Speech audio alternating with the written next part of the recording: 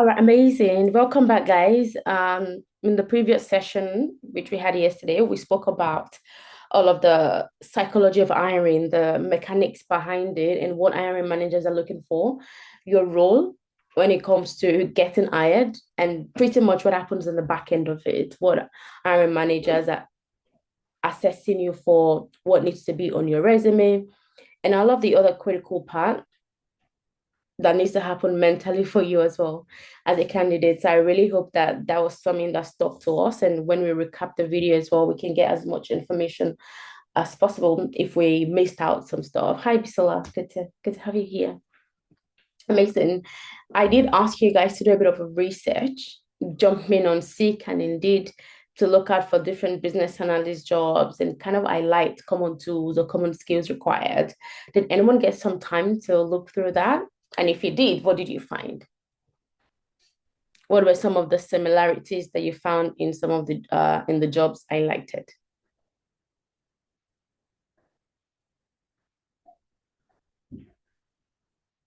Anyone did the exercise or not yet? That's fine. The stages are progressive. So if you didn't get some time to do it, that's okay. You just means you have to do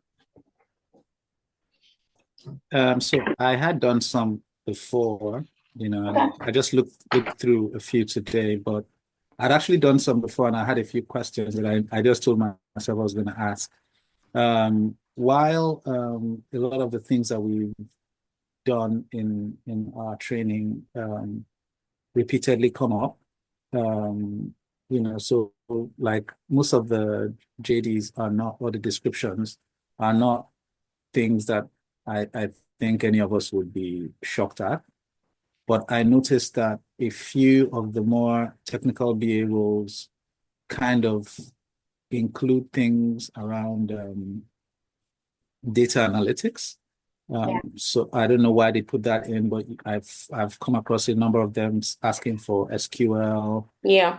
data cleaning, Yeah. data, all of that stuff. So it just was something I said I was going to ask about, like how Yeah. important is that to what we do?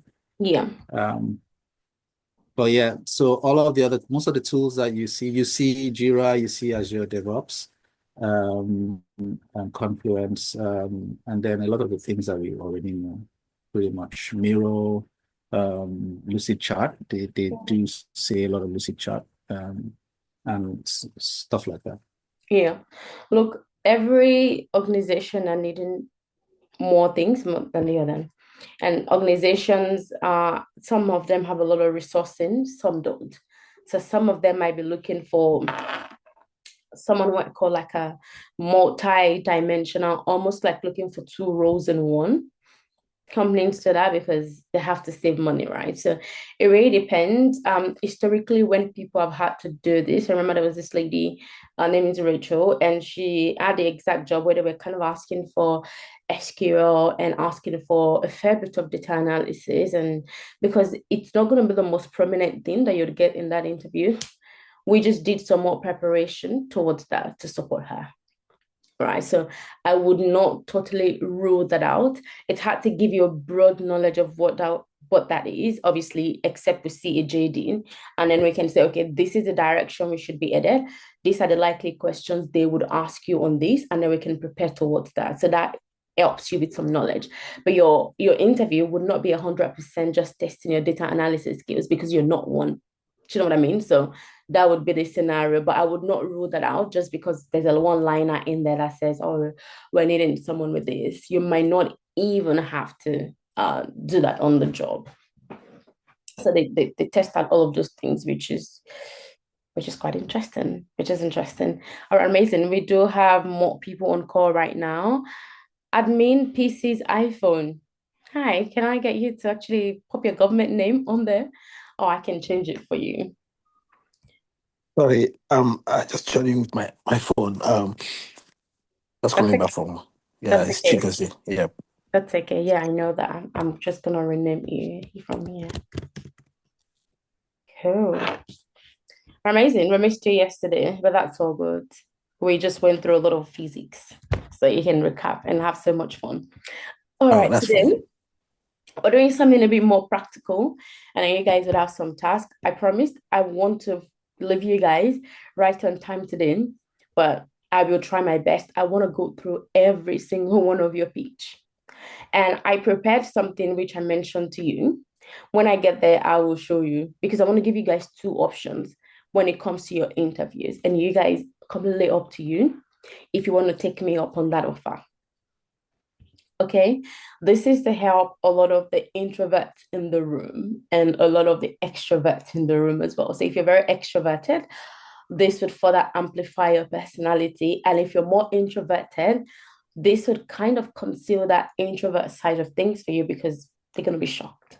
Okay, and let us get started. This is where all the fun is. My goal at the end of this session is that we all see how to introduce ourselves in an interview. It be more like a game and a storytelling and an opportunity to make someone feel like if I don't give Judith this job, I think I might regret it later on in the future. That's how I want the hiring managers to feel about you all once they listen to you. But just to kind of reiterate all the things that I mentioned yesterday, organizations hire you because there's a problem to solve. In that case, they need someone who can solve the problem. Question to you all.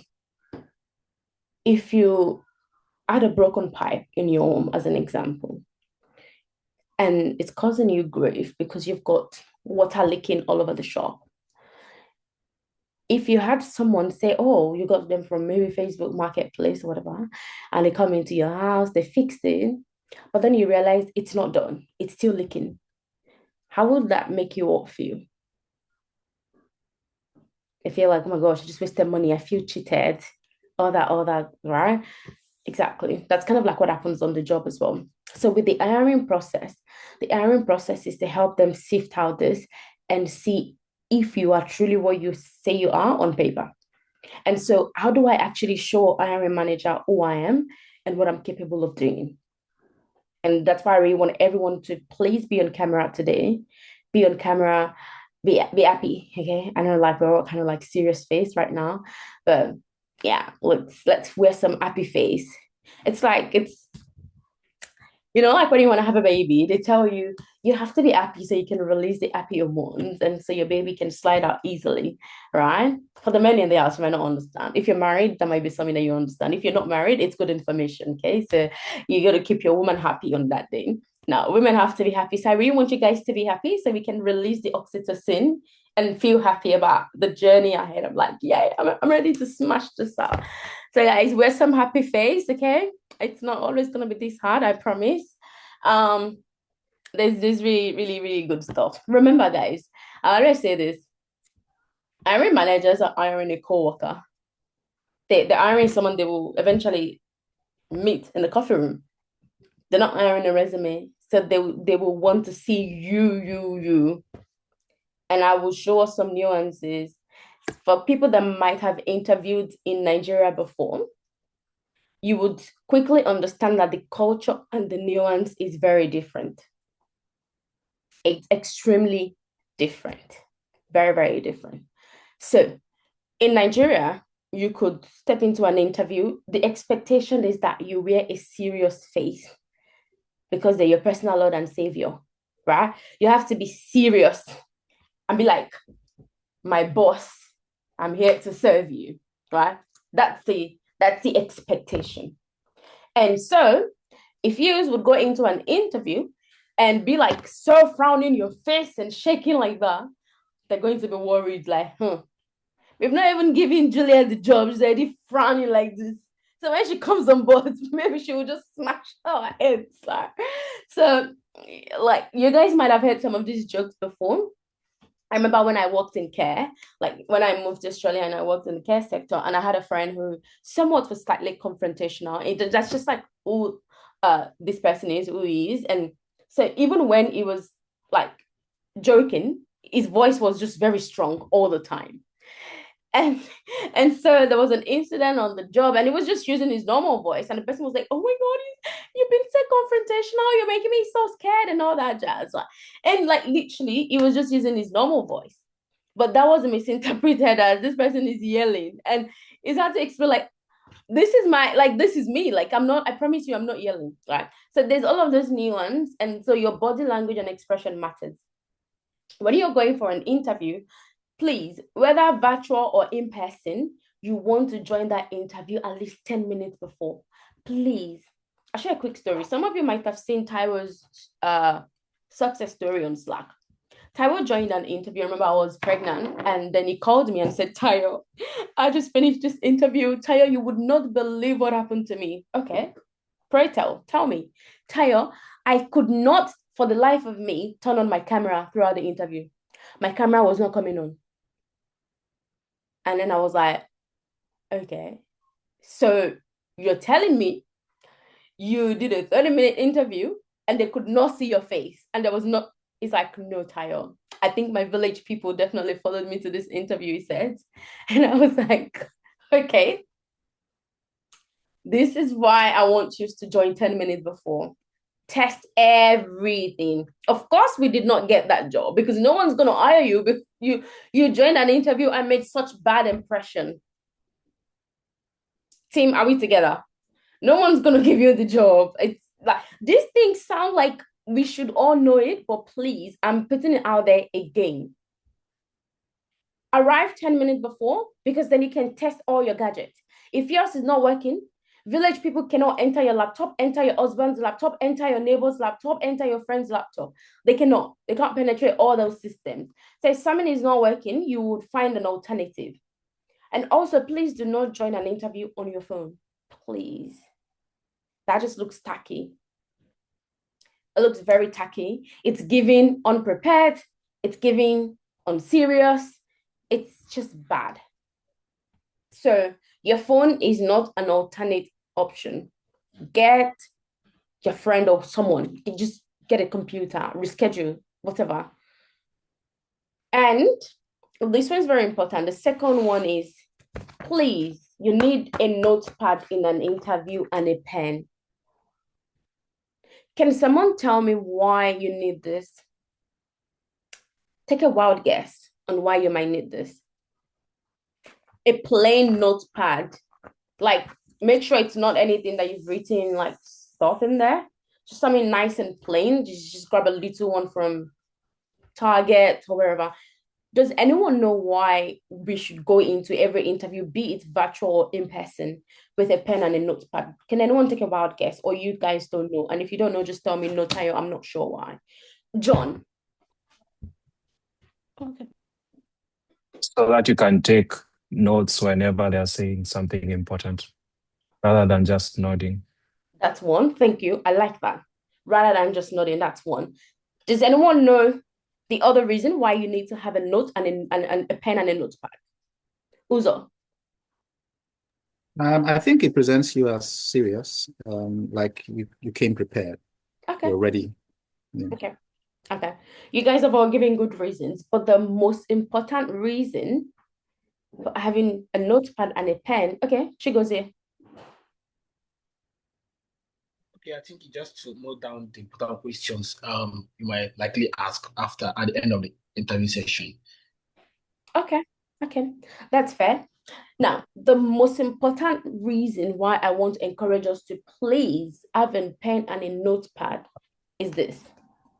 When you're in an interview, naturally, the part of your brain that is scared kicks in. Okay? Now, for every question you get, and for every answer you give to them, you're like, thank God, that one is done. When is the next one coming? And then you throw the next one at you. Your brain is doing three things: trying to listen, trying to trying to structure the answer in your head, and then trying to vocalize it. That's a lot of work at once. And now some questions might be long, you might forget. And that's why interviewers say something like, well, thanks, Uzo, that was great. But, you didn't quite nail the question. Why? Because you've forgotten.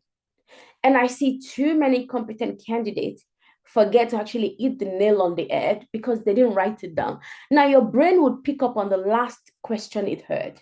It would have forgotten the other ones. I'm not saying this is true for everyone, but for us to be like, you want to go to an interview making sure no stone was left untouched. And the only way to do that is to have it penned down.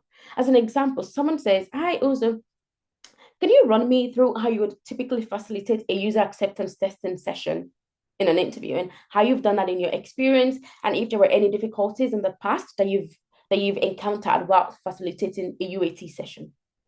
Now, that's 2 questions in there. Okay. One, can someone tell me what the first question is? That's it. How you facilitated. Okay. And what was the second one? If you've done a UAT test section before, and No, run us through how you did it. That was not the second question. That was the first one. Look, that was the first question. Oh, okay. And what's the second one? Can you guys see that in real time? You guys forgot. That's the thing. The second one was the challenge he encountered when he facilitated a UAT. Can you guys see how easy this is to miss? So please, this just caters to anything, because my goal is for us to go to interviews, and to Richard's point, it just makes you look like, yeah, you're prepared. And the bulk of your work as a BA is a lot of note taking, making sure no information is missed. That's the way you ask the right questions. So I'm spending time on this so we never forget, please. And like number 3 seems pretty obvious, but please don't go to interview looking tacky. Just don't like go there wearing joggers. And everything I share with you, these are all real life. So there was a student of ours that he used to be a registered nurse. So he got a job in South Australia. And then there was another Nigerian person that came into an interview. And now he got a feedback because, oh, we saw someone from your country, and they were like, oh, that they were really good and they kind of ticked all the boxes. But they came to the interview wearing joggers, like very informal. And then the student reached out to us and said, oh, I didn't see the person, but I'm not sure if they're from Sing Skills. And I was like, I'm not too sure. I have to find out who this person is. We didn't really find out who the person was because I don't think they're from Sing Skills, but either way, please look good. Just be professional in your dressing.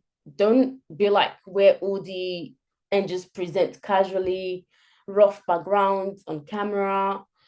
Do you know what I mean? Like, there's already a lot of bias because of your skin color and where we've come from naturally. And you probably wouldn't hear this a lot, but people already judge you that you might not know what you're doing. Maybe you're not that good. Maybe you don't understand your Australian culture. You're very different. You've got an accent, we're this, we're that. There's all of those bias that unfortunately people build that up unintentionally. That happens. And how you kill bias, it's 2 things. Competence, number 1. And the second one is how you show up. There was a lady that got a job, Shima. Shima got a job after the program, and she was going to one of the offices. And you guys would not believe what someone said to her. Someone quite literally asked her, like, oh, are you part of the cleaning team here? And she's like, no, I'm not. I'm the new senior business analyst. Just could not believe that a Black person would hold that type of position. And I remember she called me and said, wow, this is crazy. Like, it's insane. We're racing against a lot of stuff. Like, can you guys believe that? Like, you could just ask, oh, what's your role? Right? Quite literally, you could just ask, oh, what's your role in here? I see you're new. Just made an assumption. Of course, she's a Black person. Definitely, she's not anything in the top space. She's got to be a cleaner or some other low-skill jobs associated to people of color, which is very sad. But slowly, a step at a time, we are changing that. We're changing that, right? So that's why I'm asking. Please look good. It's really good. It helps you. If you're like me, it's like even if I'm going anywhere, like at the bare minimum, just get your hair done. I don't mean like go and spend money, just like tidy, just nice and tidy. I remember I told Taiwo when Taiwo was doing his interview, Taiwo had this big dreads on. I'm like, mate, you've got these dreads on. They're gonna look at you and feel like this person, like you have to wear glasses. That I told him, pop some glasses on, similar to Uzo and John. I said, because when you wear the glasses, that changes the narrative. Now you would look like a nerd. And now they won't have anything on you. And so he went to all of his interviews wearing glasses. Yes. The game is the game. Because he had big dreads on. I was so like very worried with those dreads. But because I worked with a lot of people, I mean, like all the insider gist, I know how they think. So, and I don't want us to fall a victim of that. So that's very important to me that we look good. And so this brings me to the next stage in an interview. So, okay. So this is me in an interview right now. And there's like two people in front of me, maybe it's virtual or in person. And Uzo says something like, so amazing. Thank you, Tayo, for joining today's interview. We've actually brought you on board at such a critical time. We've recently just went through a merger and we're working through across our different transformational projects. And we're really needing a business analyst who has gone through several requirement gathering sessions, who's run UAT, who is very, very vast when it comes to creating artifacts and preparing a really great BRD. And so that's why we want to have a chat with you. Right now, this person is telling me about a merger, they're telling me about a UAT, they're telling me about a BRD. I want to make sure I've penned down those keywords down because that's what their brain will be listening out for. So I can mirror their own words back to them. Amazing. Like Taya, thank you so much for actually giving that context. I did read a lot of that information as well in the position description, especially what got me curious was really around the merger that just previously occurred. And that's very similar to what I've done in my previous role, writing different business requirement document and things like that. See how you're kind of using a word back to her, right? So it's always very important that we kind of mirror words and try and use the same words that people are using in that interview. And that's where your notepad comes in. Those subtle things, right? It comes in. It's very helpful because it creates an illusion that, John was actually listening. John was listening. I like that, right? So with the mirror energy as well, if someone's in an interview and they're like, amazing, so excited to be meeting you finally, John. Welcome. How are you doing? And that energy is met with, I'm good, thanks. You? Yeah, that's not very good. They're just going to draw back and be like, okay. Well, I mean, we could get started then. You want to mirror people's energy, especially when it's very like vibrant like that. Please watch out for that. Don't let your nervousness get in the way. If it's very leveled and very normal, you could go one step above that. Because hiring managers sometimes are very tired. So as an hiring manager myself, when I hire you from like 2 p.m., there's a lot of tabs open in my brain already. So you better be really good. Because then I'm kind of hiring you with 40% of my energy. I'm tired at that point in time. And sometimes I always encourage people when you're given the choice to do a morning or an half-hour, just the morning. They're nice and fresh. They're going to collect all the information easily. They're using their 100% battery charge to talk to you. Whereas for some people, afternoon, 2 p.m., what's of them, or 3:30 p.m. on a Friday, Jesus, people in corporate are done. In corporate, like the day from like 10 a.m. meeting, people are already whinging, like, who puts a meeting at 3 p.m.? Right? So when you start working, please don't put critical meetings at 3 p.m. on a Friday. They're not gonna like you for that one. Right? So those things exist. When given the choice, don't be like, oh God, I'll be very scared in the morning. Let me just do it 3:30. No, it's just the morning because they're nice and fresh. Very, very important in terms of the energy. Right? I've spoken about shared language. Anything that requires a lot, write it down and make sure you can mirror those languages back to them. My favorite one is the third one, which is creating micro agreement moment. And I'll explain what that means. When you create a micro agreement moment, that's when you're doing something like, Uzo asked me a question, and Uzo says something like, so Tayo, typically, do you want to run me through how you run your workshops and what the outcome you get out of your workshops? And I say something like, workshops are quite interesting, isn't it, Tayo? Like they come in different forms. Would you agree with me? And Uzo might say, yeah, they do. I'm trying to get them to open up and listen to the next things that I'm going to say. Guys, this is an interview, and I want to teach you the other side of it, where every question, someone says, can you run me through a time where you created an artifact? You don't answer that with the artifact that I've created is business requirement, document, project, charter, yada, yada. No. Artifacts are a very critical part of the job. You'd agree with me, Uzo. And they will nod. They might not say what, but they will nod, agreeing to what you said. Amazing. And in the last 4 years, I've created several of those. A few things that come to my mind right now would be this.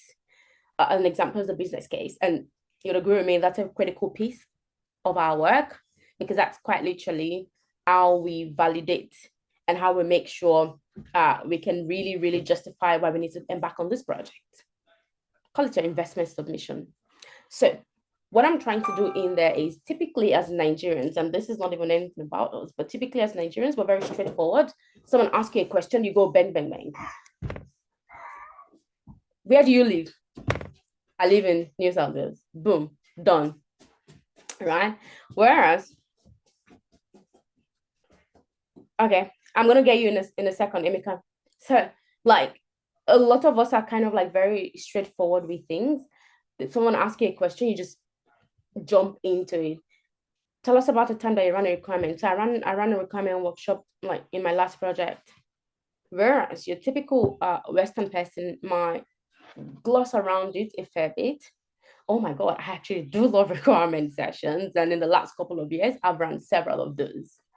Now, there was a time where I had to do this. It's different from me jumping to, when I run a requirement session, this is what we get. Team, are we together? Do you all understand what I'm trying to say? For people that have kids in Australia, you probably notice the way your kids respond to you when they're talking to you. As an example, if I ask my son for something, it goes, let me think about that, mom. And that's not something that I will do at his age. I just answer you yes or no and move on. And that's very typical of us. But what we're doing right now is not you changing your identity. It's just you being an interesting person in an interview. But more importantly, guys, you give yourself some time to think. When people jump straight into an answer, you're thinking and you're talking. Whereas if you turn things around and say, that's a really good question that you asked me, John. Thanks for asking that. Look, this is the way I think about requirement workshop sessions. Before you even jump into answering how you facilitate a workshop. So what you're trying to do is you're also acknowledging what they've said, rephrasing that question, and then answering. Because then that gives you some more time to think. It builds up what I call anticipation in their mind when you're doing that. It builds up anticipation, and that's very important for us. All right. Emeka, you had your hand up. Yes. Okay, cool. Can you hear me? Loud and clear. Okay, yeah, thank you. I was just trying to see how this works in terms of the micro agreement. I understand the area of giving like a 1 second or 2 second pause before you respond to an answer. But in the area of them agreeing with you, is Emeka with us? come on, can you hear me? Yeah, I can hear you. I can hear him. Yes. Okay. Could you repeat that? Yeah, okay. I was saying that in the area of micro agreement, I Yes. understand the the psychology of giving a little pause, 1 to 2 seconds pause before you respond to an answer. But in terms of them agreeing with you, I don't know how it works. So when you make such a comment, do you wait to get their response, or it's kind of rhetorical? You say it and continue They would your not. your. If you did it well, they would not. It's courtesy. If you did it Mm. well, if you didn't do it like scared, if you did it like a statement, it's like you're making a statement. If you did it like a question, then they would nod and give you that nod or that facial expression. And if you want an actual response, you could go like, is that something you've all experienced before? Yeah. And they might nod and like go straight like that. So it's the way that you Okay. ask it. Out of courtesy, they will nod. It's just normal human behavior. And then what's your take? I've tried to record some of our interview, and I observed this. I don't. I've tried to reduce it. When people are talking and there's a lot of, in between their sentences. It's kind of, I don't know how it sounds, but It takes away from I've, the experience for sure, and it makes you sound like you're unsure. And this is not so about saying This is not mm, about that. This is not mm, you saying A lot of skill your work. And yeah, I'm not sure at okay, any point in this presentation we've said you have to like say So the message here is when you're answering a question, what did they say? Like, can you tell us about the time where you ran a workshop as an example? I'm saying don't say, oh, a time that I ran a workshop was this. That's what I'm saying. I'm saying say something like workshops are quite critical. And as a matter of fact, I spent a lot of my time running that as a business analyst. So I recall when I was working on X project, this was what happened. That's what I'm saying. Not doctoring all of that. That's not what this is about. Yeah, that's not micro agreement or shared language. That's just people thinking and talking at the same time. Sometimes that's also how people handle nervousness as well. And those are things that we would slowly identify. So if that's something that you're very used to, that's fine. With a lot of practice, we can reduce that. We can reduce that for sure. Cool. Emeka, did that address your question? yeah, it does. All right, great, amazing. So again, the few things that they're trying to assess for is, can they trust you? Can they trust you? Can they trust you? Can I trust you? This person is stuttering a lot in this session. This person is not even looking at the camera. This person is barely even smiling on this call. Are they gonna fit into my team at all? Like, there's a bit of a mismatch in here, right? And it's something that it quietly happens. And honestly, because it's another human being that is trying to hire you, they're thinking about a lot of stuff that might not even have anything to do with your technical skill set. And that's why the most technical people don't always get the job all the time. It's people with really strong soft skills, oftentimes. Because you know what? Technical can be taught, and it's probably the easiest part of the job that anyone can learn.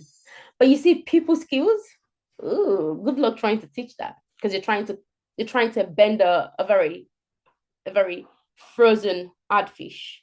It's hard. So there's a bit of a trade-off in there. Bernard. Yeah, good evening, everyone. So, I like Uzo said that I went through yesterday what you told us to do, and I noticed that most of the experiences they were asking for is like 5 to 7 years of experience. I think majority of the jobs I went through, I didn't see something saying like 2 years. Most of them, like 70 to 90%, was saying 5 to 7 years of experience. So I don't know how we would bridge that gap. And also, I wanted to know, like, for example, because it's first time working in such a field, so definitely the companies are hiring me because they feel like I have the skills, I'm the right person, I'm the person to deliver. But obviously, in the back of my mind, I know that I don't really have that, say, 5 years of experience in terms of delivering this, because I've seen most of them saying You should have worked in a complex environment. You should have delivered a very complex project or transition or this or this. So that's what I wanted to understand. Like, how can we build that confidence? How can we explain ourselves to them that, you know what, I've have 5 years of experience like this and this. Like the way we usually do in disability, because when I came to Australia, there's nothing like disability in Kenya. But I came here and lied that, oh, you know what, I was working in Kenya for 5 years, but it's a lie. I never worked. But definitely they they accepted that I had 5 years of experience. So I want to know how I can build that confidence and yeah, and get to the market and be confident. Yeah, and that's a valid question to ask. Look, the way that you need to think about it is people change their careers all the time. People step out of what they're currently doing all the time. And a few things need to be true for you to attend an interview. As an example, a lot of people don't have any concerns when it comes to exploring roles like working as a support worker or working as a cleaner, all that good stuff. You kind of trust yourself that you can do it, right? But when it comes to high paying job, you start to get a lot of I'm getting imposter syndrome. I don't think I don't think I'm meant to be here. I don't think I can do this, right? The premise of this is in the last couple of weeks, which you've been in our world, you've been gaining a lot of experience working on different projects, working across the teams and doing different things, right? Today is not the day that you go out there and lodge applications. There's still a lot of work that we will do together in terms of getting you to that phase where you're like, okay, yeah, these are the things that I would speak about. And of course, you would have to lean on the things that you've done in the past. Okay. And that's where your transferable skills come into play. The work that you've done, the sectors that you've worked in, which is would be my next question to you guys. Some of the sectors that you guys have worked in, albeit not holding the job title of a business analyst, you've definitely solved problem within that context that you've worked in the past. And this is not any different. We spoke about positioning yesterday. If you don't position yourself for the role that you're looking for, then it would be hard. Second thing to speak about the years that you mentioned is, again, every job requires different things. I would not look at the number of years. I would look at what they're actually looking for. And if it's something that I can do, that would be my focus. And if they like my resume enough, they will give me a call. If they don't, then I'm not for them. They're not for me. I will keep moving. Okay. So that's how I would frame it. But in terms of, it's not about what do I need to say to you to make you feel confident. It's about you going back to those job description and thinking about the type of person that they're needing. Can I actually produce an outcome for this company? Can I solve a problem for them? Can I solve this problem for them? If it's a yes, then you go for it. If it's a no, then you still have some work to do together. Did I address your question, Bernard? Yeah. Yeah, cool. All right, so I'm gonna jump into a few things that we kind of need to keep in mind very quickly. I've spoken about making the interview conversational. We have to also prepare questions, which we would give you anyway, because at the end of every interview, they would ask you, what questions have you got? Now, please take a screenshot of this page or write this down somewhere. When it comes to application, we've got the offensive style of application, which is in the middle, the red one. That's where you have to call recruiters with the elevator pitch, which we'll prepare right now together. Lodge at least 3 applications per day. If you do 3 applications per day over a 7-day period, that would give you 21 applications. Over 4 weeks, that would give you 84 applications.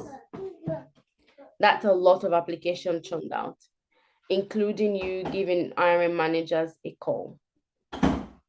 So not just applying and sitting back and waiting for them to give you a call back. We have to do the work. There's a few people I haven't heard from them today in this class. Cecil, are you with us? I can't see you either.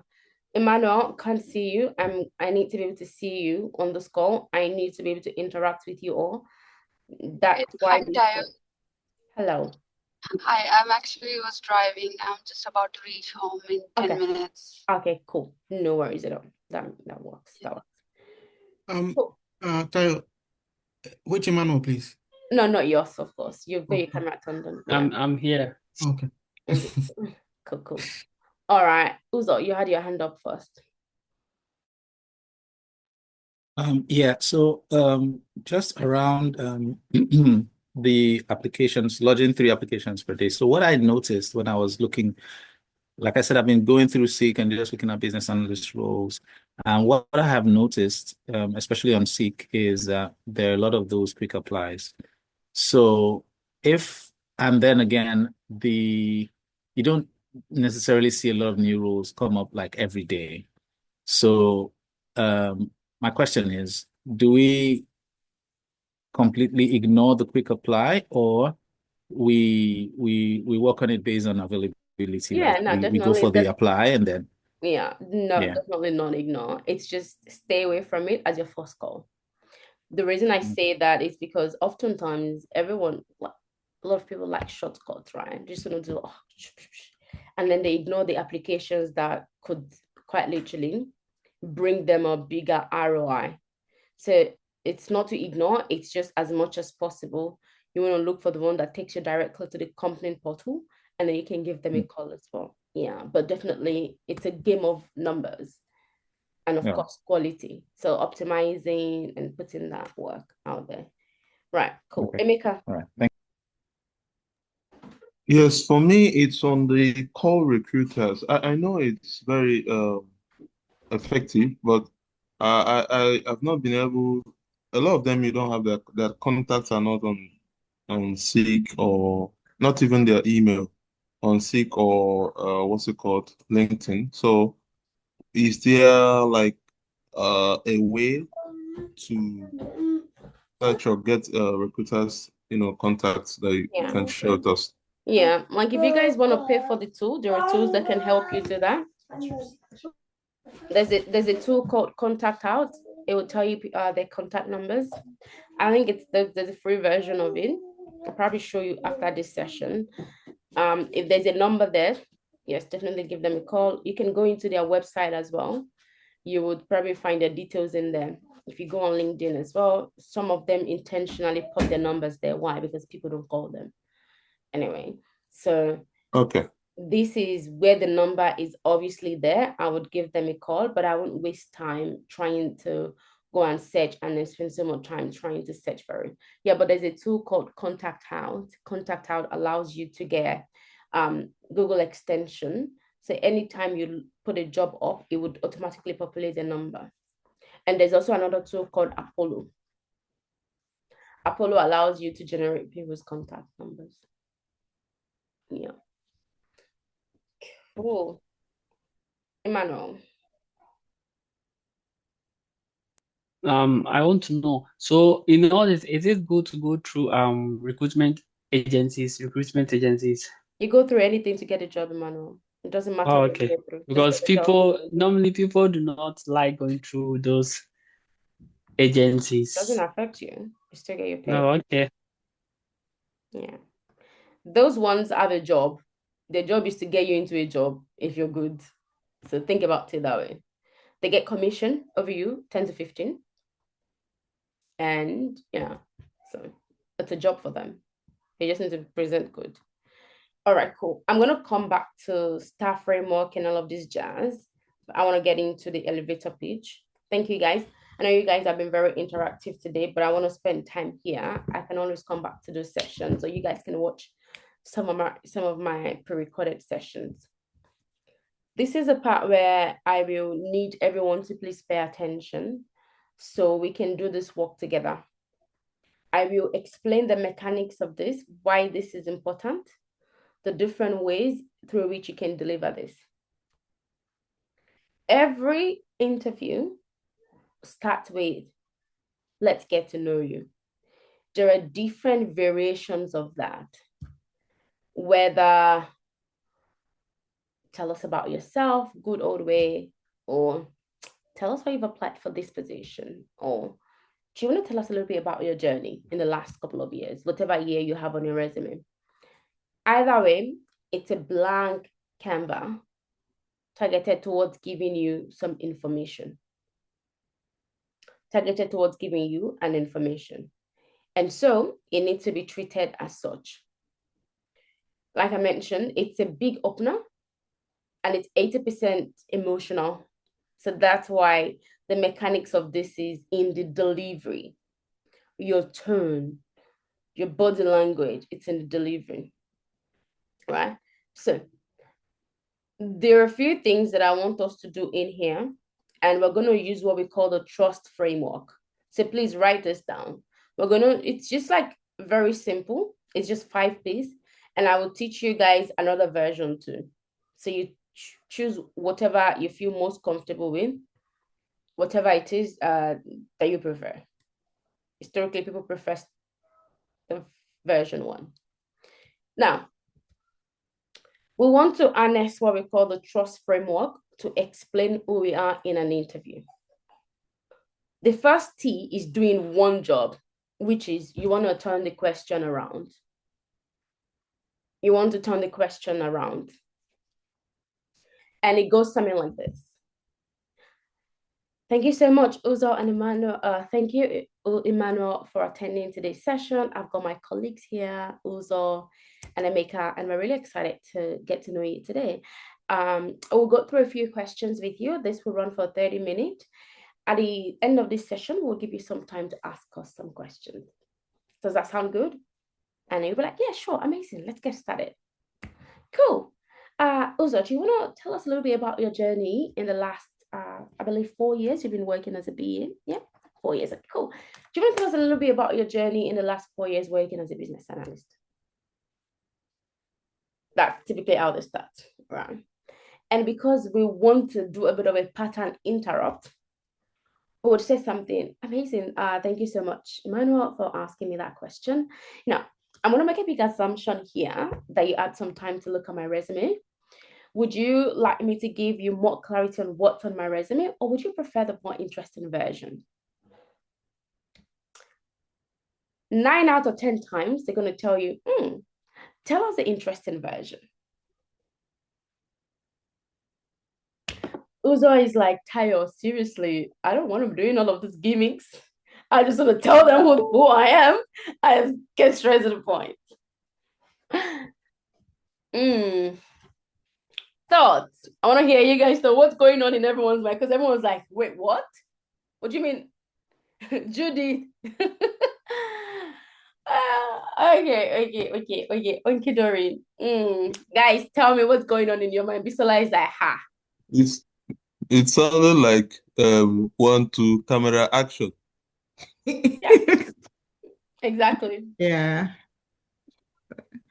It's a good way of I think it's if one practice very well, it helps you feel like you're calm and ready. It takes away anxiety if you put it that way, because when you make it a bit playful, you're not anxious. So I think it's nice, but it needs practice.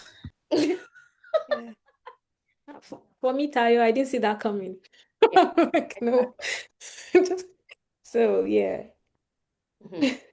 Emeka. I think, sorry. Yeah, usually for me, interviews, the first 5 seconds, maybe 1 minute or two. Once I answer the first question, I settle, and then it becomes interactive. It's never like after the first question, then I'm very relaxed, and so but you see that first part of that's where That's why we want to break. That's why we want to break the ice by giving them something unexpected. yeah. Emmanuel. I think to answer Judith, I think this is more gonna be difficult for people who are more introverted, like people who are introverts. If you are not that free to just talk and just have a conversation, then it's gonna be really hard. So I think this is a problem for those people. But That's I think it shouldn't be a problem. Seeing this really makes me excited, because then I know that you just need to feel free. it's not like you were saying in Nigeria where you have to be so rigid and so like straight to the point. It makes you always tensed, and that's not the way. I think this is makes it easier, really. Yeah, it does. It does. And I promise you all are gonna do it right now with me on this call so we can assess. Uzo.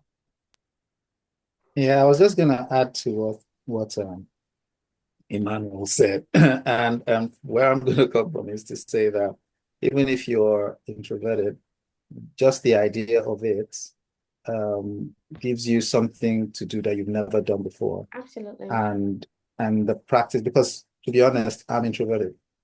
I talk, but I'm I'd rather not talk. So, but I've learned that that first jump in and how you come in is key, and I love storytelling. Just the way you introduce it for me already, I'm excited because it's interesting, instead of talking about the usual, let's talk about the interesting part. That's incredible. And that's what I'm trying to create in here, is to create something different that a lot of people would not see coming. And so for you, because you've come in like, oh, amazing. Thank you so much, guys, for having me here. I'm really excited. Now, I'm gonna make a big assumption here that you've all seen my resume, micro agreement, a bit of a nod, and then I go, yeah. At that point, they will say yes because no one wants to look silly like they didn't do their job, right? Okay, perfect. Now, would you like more clarity on what's in there, or would you want me to give a bit the interesting version? Okay, cool. Let's get started. Perfect. Right, something like that. So it can be said differently. I'm going to give different variations on how we can deliver this. But the question that we want to ask is, do they want us to just explain what's in the resume, or do they want the interesting version? They're going to say interesting version because a lot of people just go into interviews and be like, oh, my name is this, and in the last 5 years, this is what I've been doing. And they're used to that as well. So if we had our own personality to this changes the game. All right. Okay, so just give me a second while I just get my charge on. So that's what I want to do in here. And you guys will write this down on a board and then we would all present. But I want to explain the second one very quickly. Now, if you guys were to, let's use the board for this one. If you guys were to think about your role as a business analyst and you wanted to describe that role as a business analyst, what you do in one word, using one word, what would that be? Guys, keep thinking. I will share the mirror board so you all can write like just one word. Say, who is a business analyst in one word? What do they do in one word? How would you describe that? So let's jump on mirror right now. So guys, keep thinking so I can share a whiteboard with us and we can all jump on this. So keep thinking.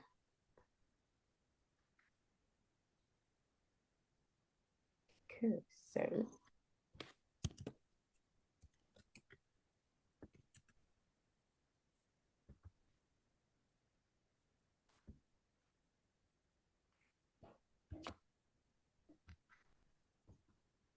cool. So sending the Canva link your way. Done. Because we want to do a bit of a storytell analogy, and this is what's going to make this even easy for you all when it comes to delivery. So what I want you all to do right now is come to Canva, click on tools. Please use your real name so I know who you are. Click on tools as I'm doing right now and grab a sticky note. When you grab any color that you like, and please write your name in caps. If there are like multiple people with your same name, make sure you put your last name in there so I know who you are. So pop your name and make sure your card is not sitting on someone else's card. This is also us practicing brainstorming on the job. So it doesn't look good if you are looking at other people on the screen and your card is layered on top of theirs. People are going to be like, sis, you can definitely see my card. So guys, write like three things if you want to say like what a BA does and or who a BA is in like one word. Like what would you say it is? Because I want to test a few things before we jump into the other stuff. Just one word to describe yourself as a business analyst.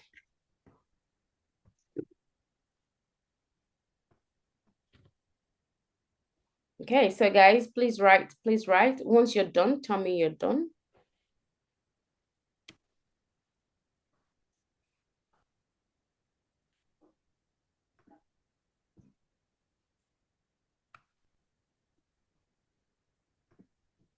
Okay, are we done?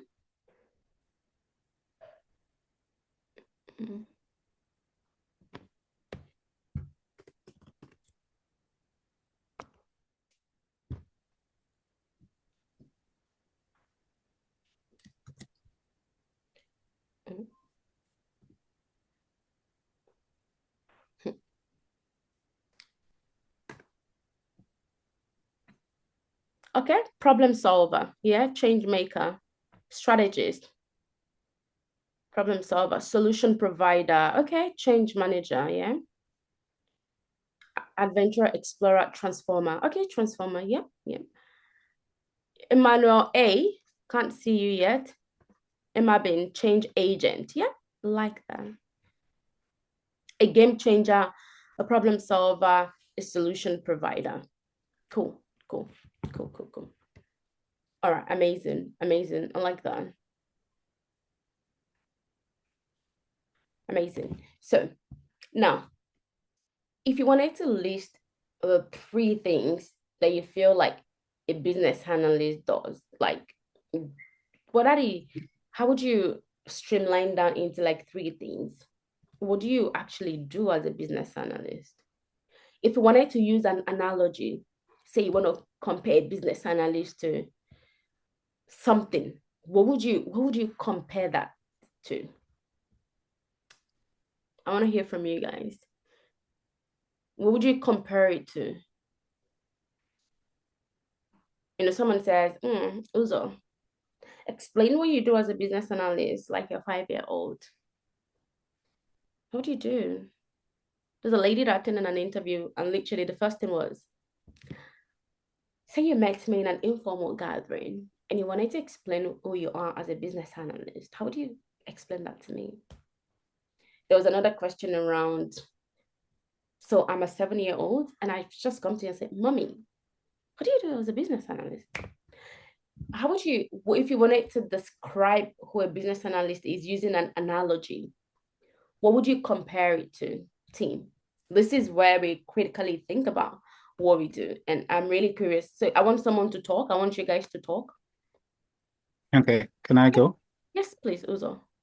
Yeah, so why I wrote the kind of words I used, I didn't like pick the usual because I was thinking in terms of story. And for me, a business analyst, if I take any of them, if I take the adventurer, for instance, I would say a business analyst is an adventurer because they're discovering new things. And in discovering new things, they meet people. They go out of their comfort zone and they meet new people on their adventure. Yeah. And they create new relationships on their adventure. Sometimes they meet people who become partners in their story. Yeah. And they're asking a lot of questions because their journey is a new journey. They've never been there before. So they're going to be asking a lot of questions. They're going to be discovering a lot of things from different people. So for me, that's pretty much the beginning of it. Okay. And the end of it is that there is a goal for the adventure. Like if you think Indiana Jones and the Temple of Doom, he was going after the Holy Grail. Yeah. There's something that you're trying to, at the end of the story, get that solves a problem that changes the story. So, and that's how I would, just quantify it to make it a little bit interesting. That's one of the ways. Amazing. Thank you for sharing that. So I'm wanting us to think about this in an analogy. Say someone wanted to swap out calling you a business analyst and they want to use something else to describe you. With Uzo's word, it's like a transformer as an example. And that's an analogy.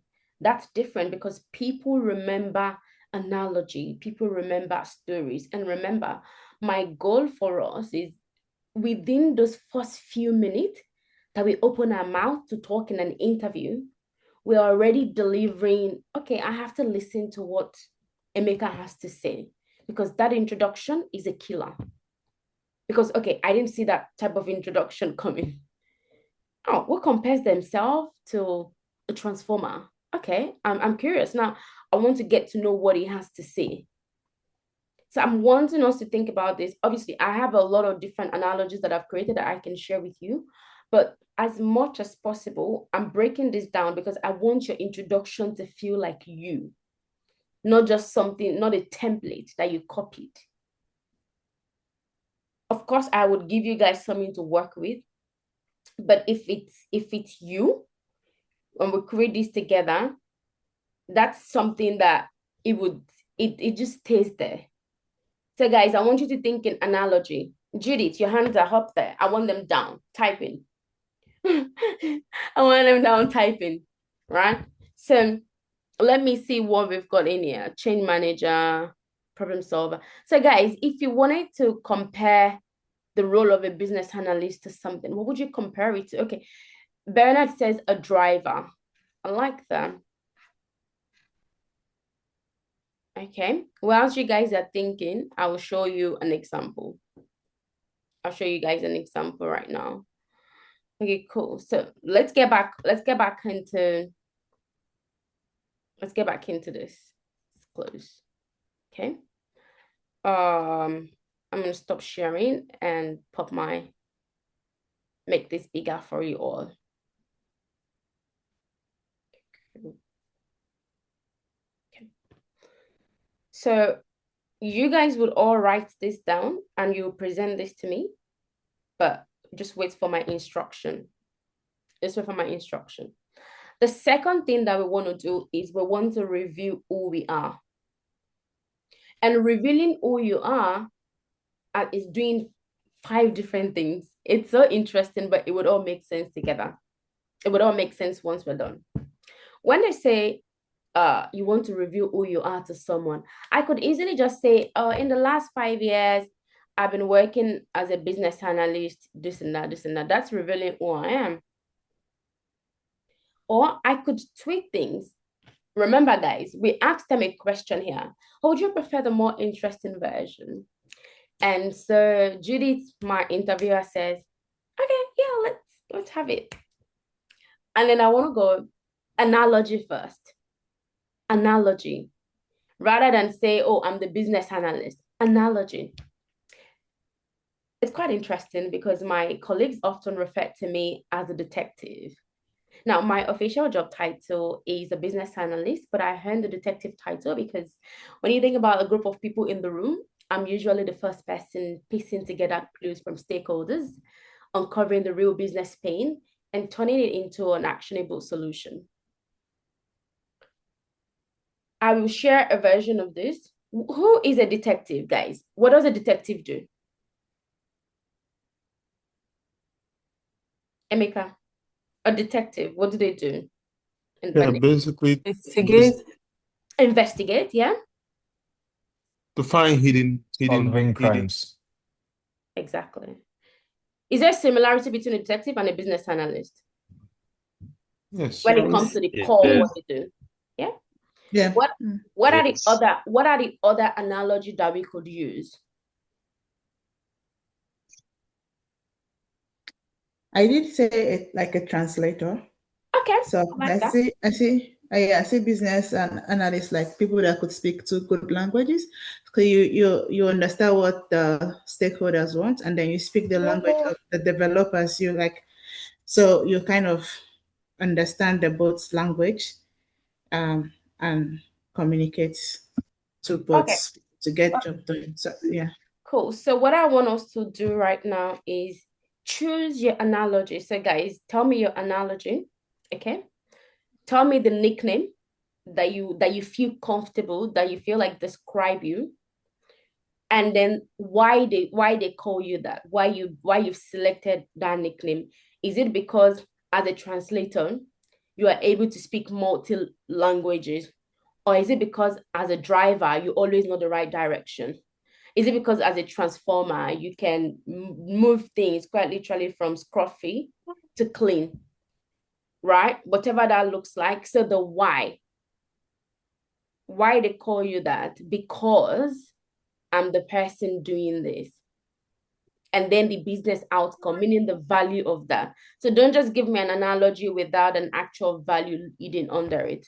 For the people in the room that might that might just want a bit of a second eye when it comes to different hooks, please open that Google Doc and read some hooks, because we will go ahead and go and prepare this together right now. So what's the nickname? Oh no. What's the nickname that you've chosen? So guys, please click on that Google link. It has a different variation of hooks. Call it hooks, analogy. It's got different ones in there that you could use. The bridge builder. Okay, cool. Yeah, that's a nickname. Perfect. So I'm often referred to as the bridge builder.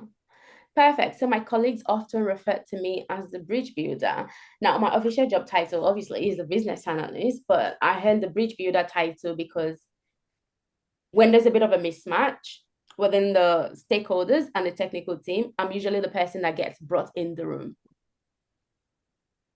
I'm the person to bring into the room to solve that. It is not literal, okay? It's an analogy, team. Do you guys understand?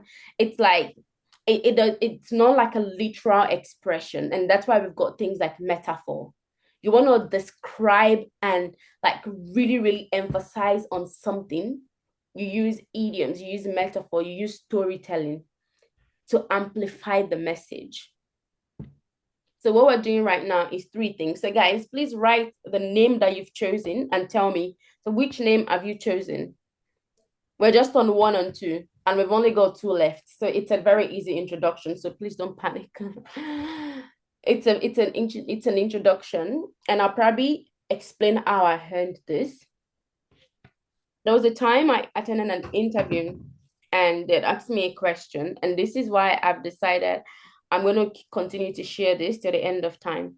When I went into that interview, I did my introduction, and the hiring manager said, "Oh wow, Tayo, you just answered 5 of our questions with a simple 90-second introduction." And I was like, okay. Oh, now we only have to ask you 3 questions, because now you've answered most of the questions with your introduction. And for me, I sat back and thought about the mechanics of it. And because obviously I got the job, I went back to the hiring manager and said, what about that introduction? What was it about the introduction that made you stick around and say that answered a lot of your question? And she said something. It's not every time you get an introduction that tells you why someone is able to perform on the job, but not just that, an introduction that captures their soft skills, an introduction that captures the sectors that they've been at, an introduction that captures the types of projects that they've worked, an introduction that captures their soft skills, because then I don't have to say what are your strengths, because you already told me that. Telling me about your soft skills. And that's in number 3, which I'm going to talk about. And that's why I realized there's a way to put this together in a clear way for hiring managers to see the progression of your story without saying the old popular, thank you so much for having me. Look, my name is Bernard. I just finished university. I studied this and that. I came to Australia in 2018. I'm currently on a visa right now. You know, I'm really looking for a job. If you guys would be kind enough to offer me this job, I'm here to learn. I'm really excited because I want to learn on this job. I'm very passionate about learning, and I just want an opportunity to learn. Please, if there's any word you want to delete, is the I want to learn. If you want to learn, come stay around with me, okay? When you're talking to hiring managers, You're not the learner. You're there to do the job. I don't want to hire you because you've come here to learn. You're very selfish. Candidates are one of the most selfish people in the entire world because they just I want to give me this. I want like it's all about them, them, them. Nothing that I want to give the company. Okay? And that's why we're going to delete those words. So, guys, let's prepare our number two. Let's prepare number two. Is everyone happy with this? Because I want to review what you've had. So, your nickname, meaning the analogy, just list it out. Your official title, why they call you that, what you do, and the business outcome that you deliver with that. So I'm going to stop talking and let's go back to Canva. Okay, this is what I want you all to do, please. Come this. So this is what I want everyone to do.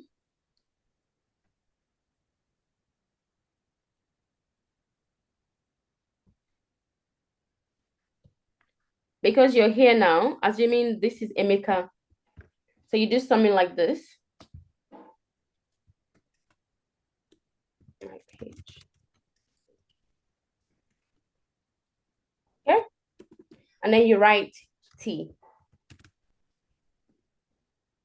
Turn the question, and then the R is revealing who you are. You write it exactly the way you want to say. Amazing. Thanks so much.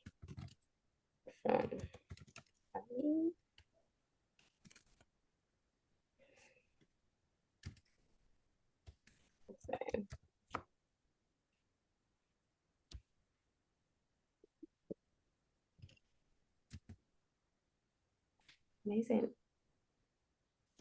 Right, and then you write that other part. Okay, cool. Amazing. So John, I can see.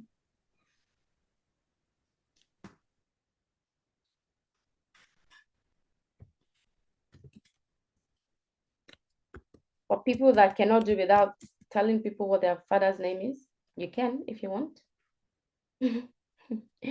Amazing. So my name is Tayo, and I'm really excited to be here today.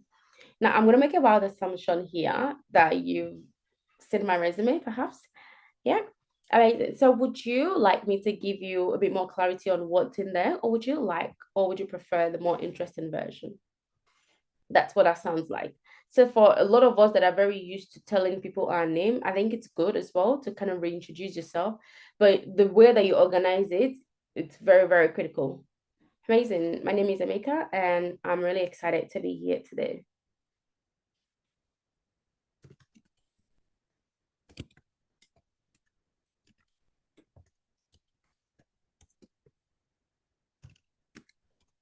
Now, it looks like this. Okay, make a big assumption here.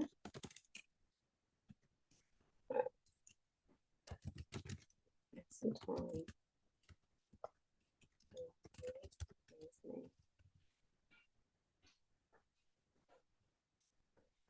So team, please let's do that. Let's write the first one so you guys can present.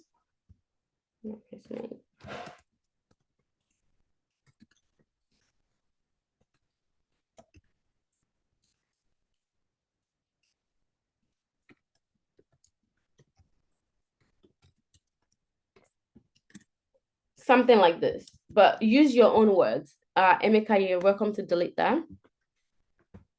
It's just to show the guys what that can look like. And guys, make your sticky note, put it in a square shape. Square. Or rectangle. Put it in a rectangle so it's nice and large. So team, please check the analogy Google Doc once you get to number 2. For right now, let's do the first one. Write your T, turn the question. So the T is to turn the question around. The T is to turn the question around. Thank you so much for having me. My name is, whatever your name is. So because when someone says, you have to say the question in your head. Great, so Judith, do you want to tell us a little bit about yourself? Absolutely. That's you answering a question. Yes, I want to tell you a little bit about myself. It's a question. Certainly, team, thank you so much for having me. My name is Judy, and I'm super excited to be here today. Now, I'm going to make a big assumption here that you've all spent some time reading my resume. Resume, like a question. Like a question, team. Are we kind of following, guys? Like a question. Yeah, great. So, would you like some more clarity on what's in there? Or would you prefer the more interesting version? So, this is a bad way to deliver it. Amazing. My name is Judith. Thanks for having me. I'm really excited. So, I assume you've seen my resume, right? Okay. So, do you want clarity on why are you laughing like that, Judith? So, do you want clarity on what is inside it or the interesting version? Okay. I don't want anyone. Right? So that's an example of a bad one. If I note that someone is struggling with the T, we'll just go to the R with them. So don't stress at all. Don't stress at all. There's an alternative. I just want to push us a fair bit and see where we are. Okay, so once you're done writing your T, write done in the group chat, and I'm going to call you, and we're going to jump into role play. We're going to jump into role play. I've given you a bad example of what not to say. I exaggerated a bit. So it's to show you that I don't want the less personality one. It's fine. Please give it your best. Please give it your best. And also in terms of our name, I'll keep it nice and short because you don't want to crowd the space with my name is Oluwabukola Ngozi Tayo Oriowo, but people popularly call me NG, please. I don't want that one. It's not a good use of space. It's not a good use of space, right? So just go straight to the name you want them to call you because it's an introduction, guys. I want every point in your introduction to earn a spot. Every word is doing something. Every word in your introduction is doing something. And you can see courtesy, showing that human side. Awesome. Yeah. Do you want to tell us about yourself? Awesome. Yes, definitely. Or do you want to can you tell us a little bit about yourself? Absolutely. Yes, I would love to tell you a little bit about myself. But first, thank you all so much for having me. My name is Tayo.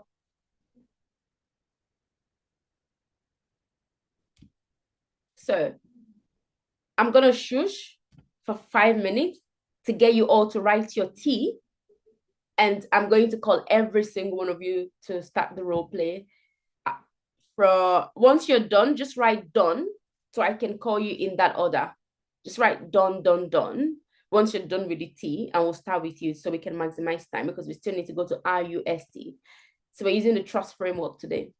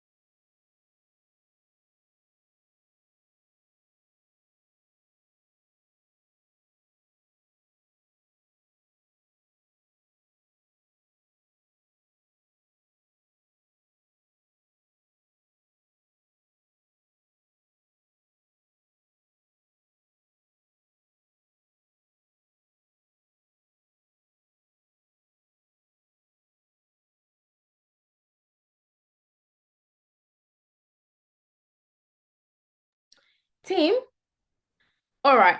Emeka, are you ready?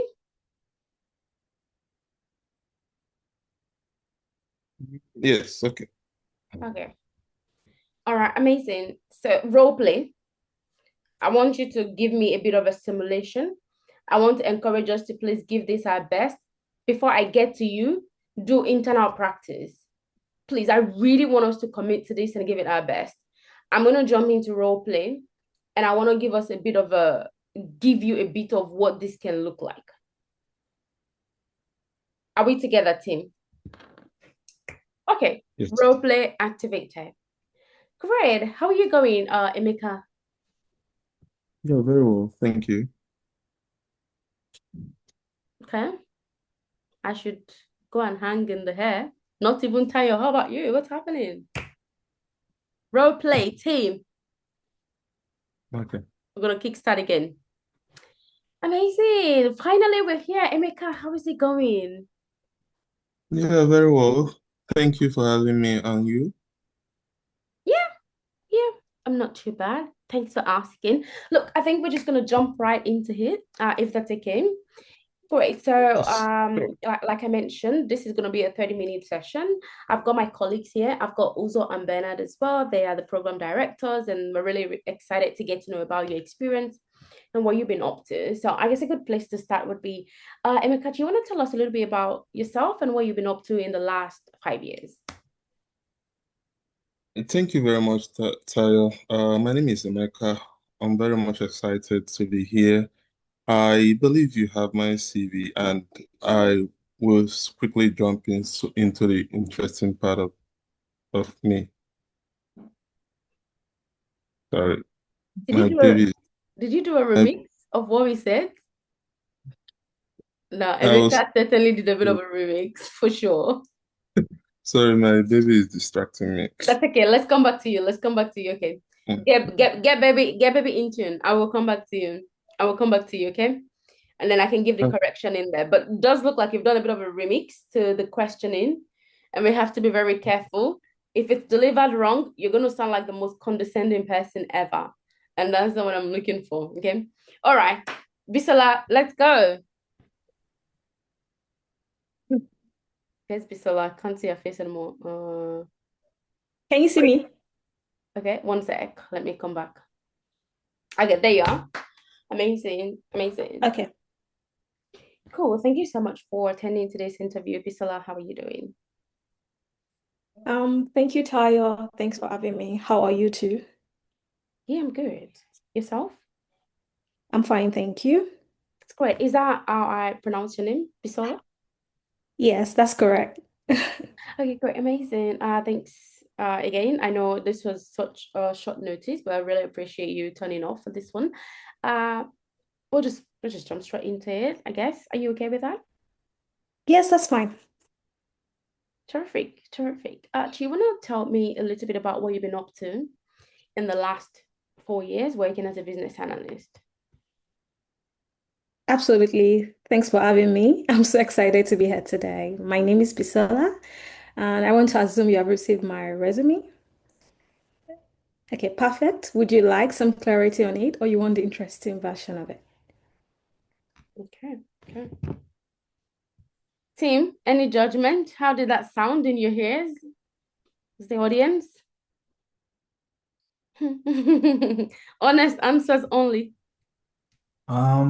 She sounded not she sounded, I think, to me, from the way I judged, she sounded like someone who has recited. It didn't come out natural. So I think if she makes it more natural and make it more about, like, I think it doesn't have to be exactly what she has written here, because obviously in that day of the interview she wouldn't be reading from anywhere. So I think she should make it more easier for herself and more relaxed and more natural. So that's what I observed.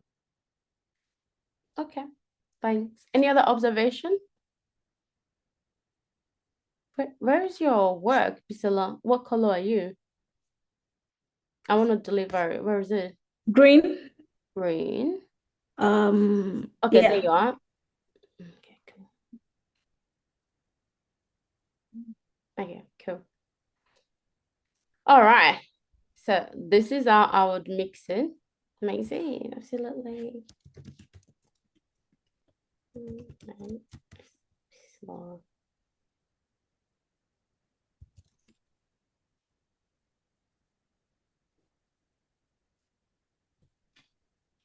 So if you kind of like push your name backward, then everything will sound slightly awkward, right? Absolutely. Okay. My name is Bisola, and I'm really excited to be here today. Okay, I'm gonna make a big assumption here that you've spent some time reading my resume. You see that kind of like, oh, I'm not sure if you did. They have to add me because then nobody wants to look like they came into an interview without looking at your resume. Yeah? Great. Now, would you like a bit more clarity on what's in there, or would you like me to give you the interesting version? It's not a rushed statement. We're not rushing in. And if you do this right, I can assure you, you're going to leave an impression. I'm not going to force you guys to do this version, but at least I want you to know that there's an interesting storytell way to introduce yourself in an interview. Do you want to tell us a little bit about yourself? Absolutely. If that's kind of like your vibe. If your vibe is more, absolutely. My name is Bisola, and I'm really excited to be here today. Now, I'm going to make an assumption. Now is the breaking point. Like, okay, what you're about to say.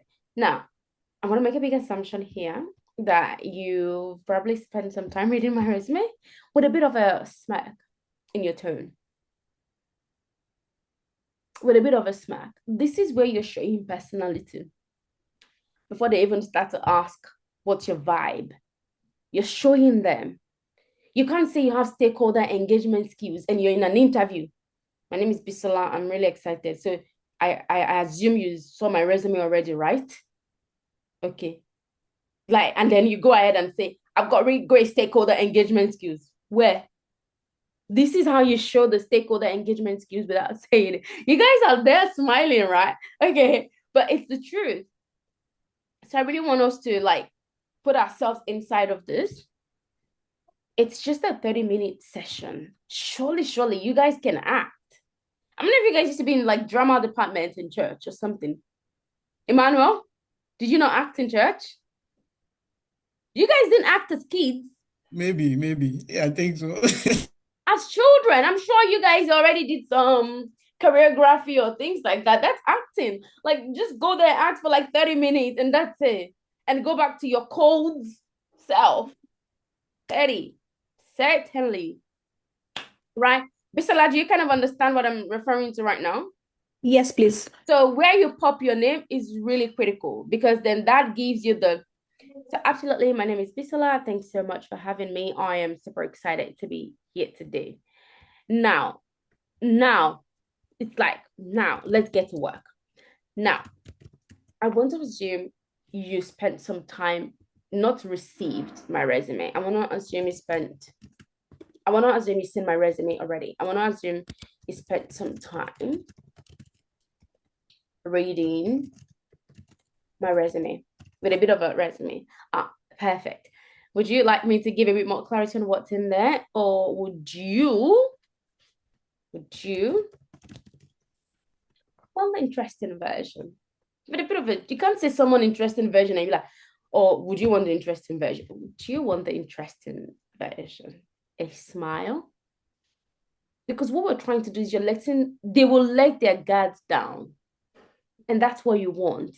You want them to feel like, what more does she have to give us today? I'm here for all of this.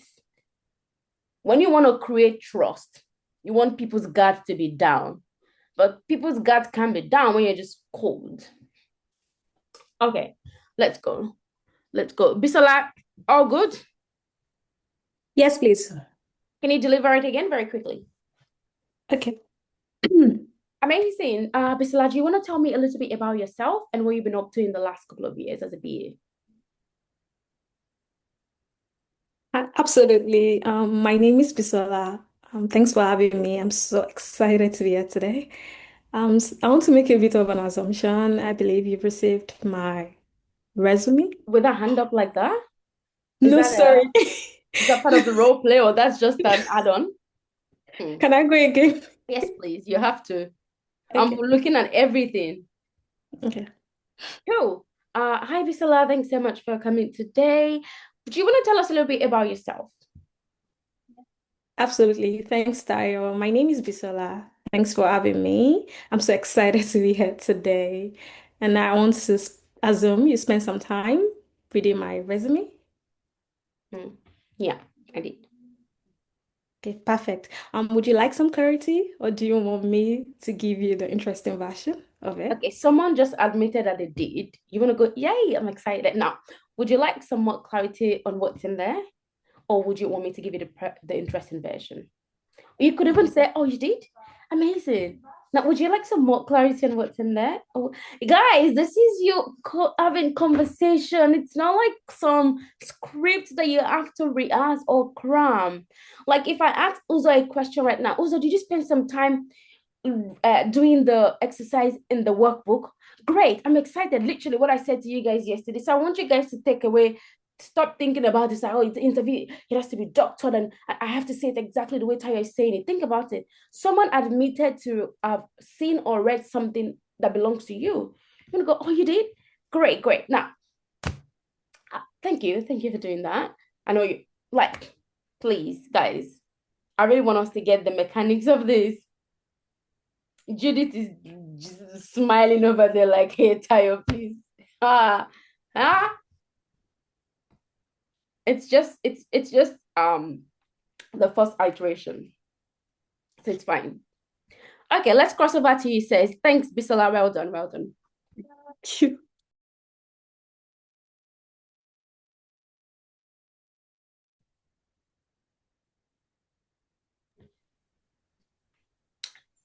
Says, are you there? Yeah, I'm ready. Cool, cool. Oh, I can't really see your face. I can only see your glasses. Sorry. There you are. Yeah. Cool. Amazing. How's it going? Says, how are you doing? I'm doing great. Thank you. How are you doing? Yeah, I'm not too bad. I'm really excited. I'm really looking forward to the weekend. It's been such an intense week here at the office, so I'm just looking for Oh, some downtime. that's really bad. Oh, I'm losing your audio a fair bit. Is it from me or I just can't hear you properly? Sorry, can you hear me now? Just a little bit better, but let's carry on. What did you say? Sorry, my voice. Yeah, it should be better now. Okay, great, amazing. Yeah, let's start again. All right. Oh, there you are. Thank you so much for coming to today's session, Cecil. How are you doing? I'm doing really great, Tayo. How are you? Thanks for asking.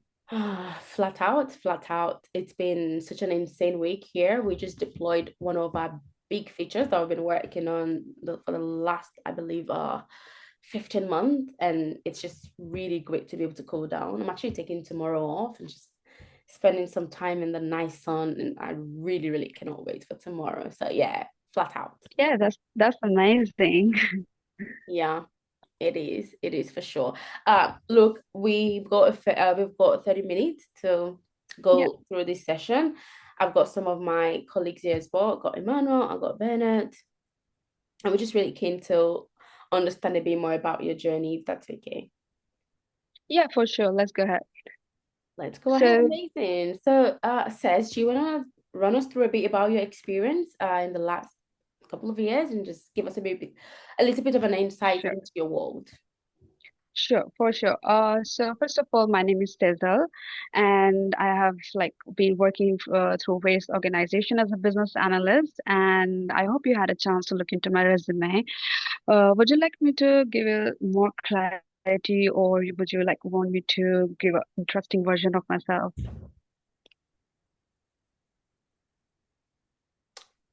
Great. Okay. How did you feel about that? I feel a little bit nervous. I don't know why. Where did you manufacture the first sentence from about your experience somewhere in the BA world? Yeah, No, I was just like when Bisala was going on, I was like, let's add something new about the like experience you were talking about. So I was like, let's add this line. I had a like experience for like through base organization. It just Yeah. came up randomly. It came out. It came out. She came Yeah. out. She came out. Okay, cool. Okay, alrighty. The part of you asking the question sounds very strong at the moment. And so I can't really see you, and I need to see you shine through. So we need to take that again. Awesome. Thanks so much for Okay. having me. My name is Saz. I'm really excited to be here today. Now, the breaking point. Now, I'm going to make an assumption here because when you say I believe you've already gone through my resume, the number one rule in life as a business analyst is never assume people have done nothing except they've told you that. Yeah. But when you say to someone, I'm going to make an assumption here, it's like the guard is down because you've already told them that you're making an assumption. Okay. And also, I was trying to make a bit of a small talk with you, and you just gave me the coldest one liner ever.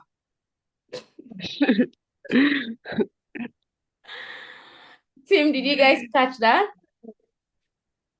What line was that? Yeah. When I said to you, like, I'd been flat out, we just deployed a new feature, we'd been working on it for months, and you just kind of said, Yeah, awesome. I just said that's amazing. I had to like little bit drag it further. I should. Exactly. Do you know why I Yeah. tested that? Because that happens a lot. Sometimes you guys might find a chatty hiring manager, or you might find Mm. someone who is just like straight to the point, like I did with Bisola. So I'm just playing different personality right now. You guys might find someone who is a bit more of a they would just want to load their week and what's been Mm. crazy. So it's nice to be able to say, oh wow, that's interesting. That must be such a relief right now. Something like that. Yeah. Or oh, Got you. congratulations. That must be such a relief. Because someone said they've been Exactly. working on something for 15 months. Like, how would you have addressed that outside of an interview scenario? Exactly. You know what I mean? Like, I tell you, I've been doing something. Exactly. Yeah. It's like even when I talk to people and they're like, oh, tell you I've just finished uni. The first thing I'm saying is, oh my goodness, congratulations. That must be such a big relief for you, Yeah. right? Because first of all, you have to be human. To create trust, you need to be human. This is not about faking personality. This is about peeling out the layers of you that some questions might not reveal. And Mm. that's how I want us to think about this, right? So, okay, cool, amazing. Do you kind of get the mechanics of it, Says? Yeah, for sure. Amazing, amazing. Mhm. Okay, so let's pop the so yeah, so just change this, and I want everyone to please change this. Please don't make a statement that concludes that they've seen your resume. Now,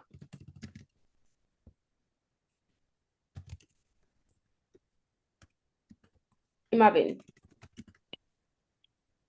Yeah, so we're trying not to say I believe so that it doesn't look like we are assuming, but at the same time we're using the word I'm assuming that you've seen my resume. So it kind of sounds like we're still making an assumption, Yeah, which that's what you're is something doing. that we should not It's an do. assumption. I believe is like I believe you've done something. Assumption is like I'm not too sure if you have. Those are two different things. If I Yeah. say I believe, it would because if I look at your delivery, if I say something like this, awesome. Thanks so much for having me. My name is Tayo, and I'm really excited to be here today. Now, I believe you probably had some time looking at my resume. That's different from I believe you spent like it's the tone. So when I sense that the tone is not gonna vibe with it, I believe what I'm going to change it. And that's why I want to hear how we say it. It's different from me reading it. When I read it, it looks good. But if your I believe sounds very strong, and I don't see the walk around it. I Yeah. don't want you spending time trying to like tone and all that stuff. I will just change it to I've been making a bit of an assumption here. You're allowed to make assumption because ideally they should have read your resume anyway, but they don't have time to probably want to Yeah. go through. All right, cool. Cool, cool, cool. Amazing. Thanks. Uzo.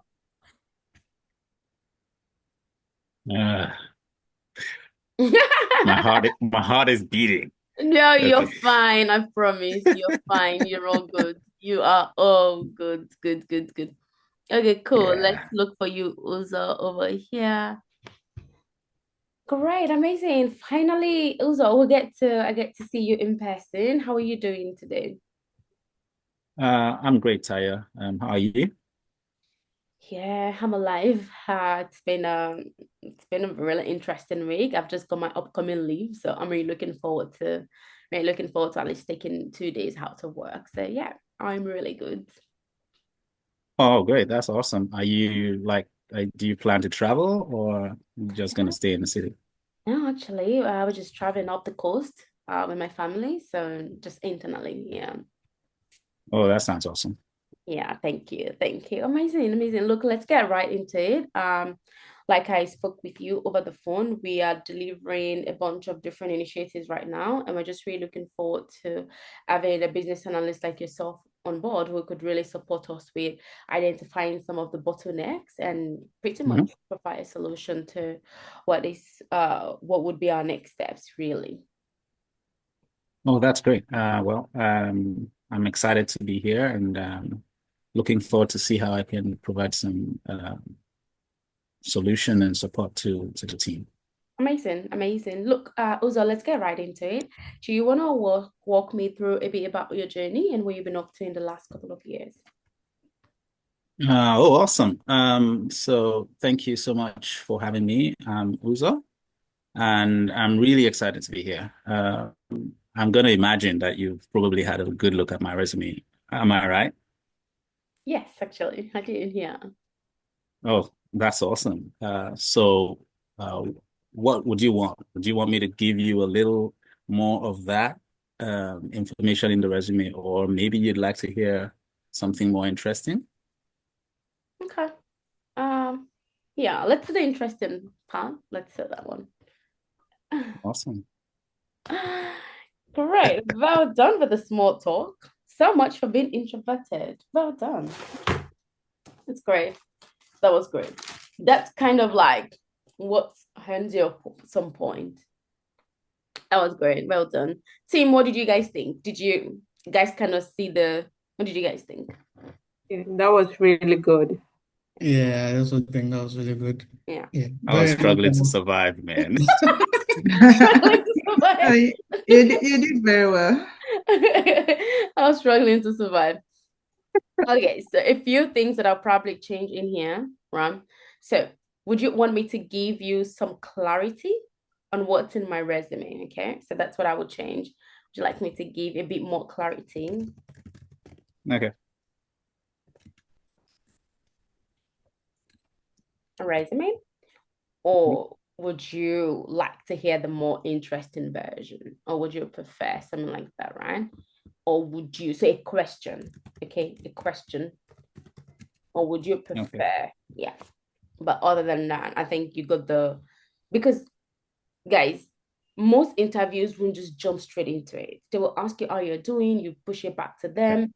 They might tell you what's happening. They may just be like, yeah, I'm good. And then you want to say, awesome. And I gave a bit of a pep talk, and that was actually a test. I wanted to see how you undo that with this is why we wanted you on board. And I like the feedback. Some other candidates will just nod, and then the hiring manager talks to themselves. So it's really great you repeating back to me that you're actually ready to add your own quota, the value that you're going to bring. And so for me, it's like, yeah, we're help for a good time here. So I really want us to practice listening. When you listen, there's a response. And do you guys know how I navigate difficult situation? I say to myself, so long you speak in English, I have an answer. So long it's English, there's an answer. Yeah, because it's English, right? And I can think about what you just said to me, try to understand it. What is Uzo trying to get out of me? So long you don't speak Spanish or French, if it's English or Yoruba, I have a response to that. Either it's me rephrasing the question back to you or whatever, I'm gonna say back to you. Awesome, awesome. So I've just made a bit of a tweak in there, Uzo. So just continue to practice that mentally. Amazing. Okay. Thank Okay. you. Oh no, Judy, you have to leave us at 7. Oh, Cool. All right, guys. Can I quickly get Judith before she goes, team? Emmanuel, are you happy for me to cross over to Judith very quickly? Yeah, thank you. Cool. Judith, thanks, guys. Okay, Judith, Thanks, guys. let's have you. Cool, amazing. How is it going, Judith? I'm good, and you? How you going? Yeah, I'm not too bad. Thanks for asking. Whereabouts are you, Judith? You in New South I'm Wales? no, I'm currently in Adelaide, South Australia. Oh, Yeah. gosh. I actually grew up in South Australia. I lived there very briefly, but I Ah, kind of got in and out in there because I got my family members there. oh, that's a shame. So Australia is very nice. Say that again? So that's a shame. Adelaide is very nice. Oh my It's a gosh. nice place. I couldn't, it's too cold for me. I prefer the sunshine. Oh, And yeah, that's why uh, I came back to yeah. Queensland. So how long Yeah, have you been Queensland there is for? nice. I've been in Adelaide for about 6 years now. Oh Yeah. wow. No, So, that's amazing. It's amazing. yeah. All right, great. Look, I just wanted to have a quick catch up with you, Judy. Get to know a bit about you, what you've been up to in the last couple of years, and if everything goes okay, then we'll progress you to the next stage. So that sound Awesome. okay? Sure, yeah. Okay. All right, Judith, do you want to tell me a little bit about yourself? Yeah, sure. Thank you once more for having me today. My name is Judith. So I would like to make a quick assumption here that you've seen my resume. Yeah. Oh, awesome. Thank you. Um, yeah, so would you like me to give more clarity on my resume, or do you want the interesting version of it? How would you prefer? I'm sure now you can breathe, Judith. Like, were you panting? No, Were you nervous? maybe a little bit. Because with our small talks, I bet you were counting your words. It's like, let me just give Tayo like 5 words. Sure. Awesome. Let me just count because I've only Okay. I only have 10 more I words don't, I, to give out for the day I, today. So Tayo, you take 2. I give my partner 3. And maybe you, I can elaborate. you were counting it. Sure. Awesome. That's a shame. You will just have I not been nice? Give me some words. Like tell me something. Give me some words. Okay? That's what I'm looking for. Sure. Thanks for having me, Tayo. I'm really excited to be here. My name is Judith. And before we carry on, I'm going to make a bit of an assumption here that you've probably spent some time looking at my resume. Is that true? Is that correct? Yeah? Cool. Thank you. Now, would you like me to give you a bit more clarity on what's in there? Or would you prefer the more interesting version? What do you want when you, it's like when you want to give your friend some gist, you don't say, do you want the, do you want the, do you know how Nigerians talk like, you've not even gotten to the interesting part. Wait! You know when Nigerians are talking, they're very descriptive like that. You don't say, I've not even gotten to the interesting part. Like, you want to make them like, and then they go like, okay, tell me. That's what we're doing here, guys. Forget that we're going for an enterprise interview. It's like, so I'm making some assumption here, Tayo, that you've spent some time looking at my resume. Resume down a question. It's like you're asking a question, rhetoric. We want Yeah. the nod. Amazing. Now, would you want me to give you a bit more clarity on what's in there, or would you prefer the more interesting version? That's me even like using not my very happy tone, but also very soft tone. So what I'm looking for is that tone in there. So let's rephrase. Would you like me tell me a little bit about yourself? Certainly. Happy to. Happy to. Thanks for having me today. Yes, sure. Yes, sure. Thanks for having me today, Tayo. My name is Judy, and I'm really excited to be here today. That progression. Tell them your name, appreciate them.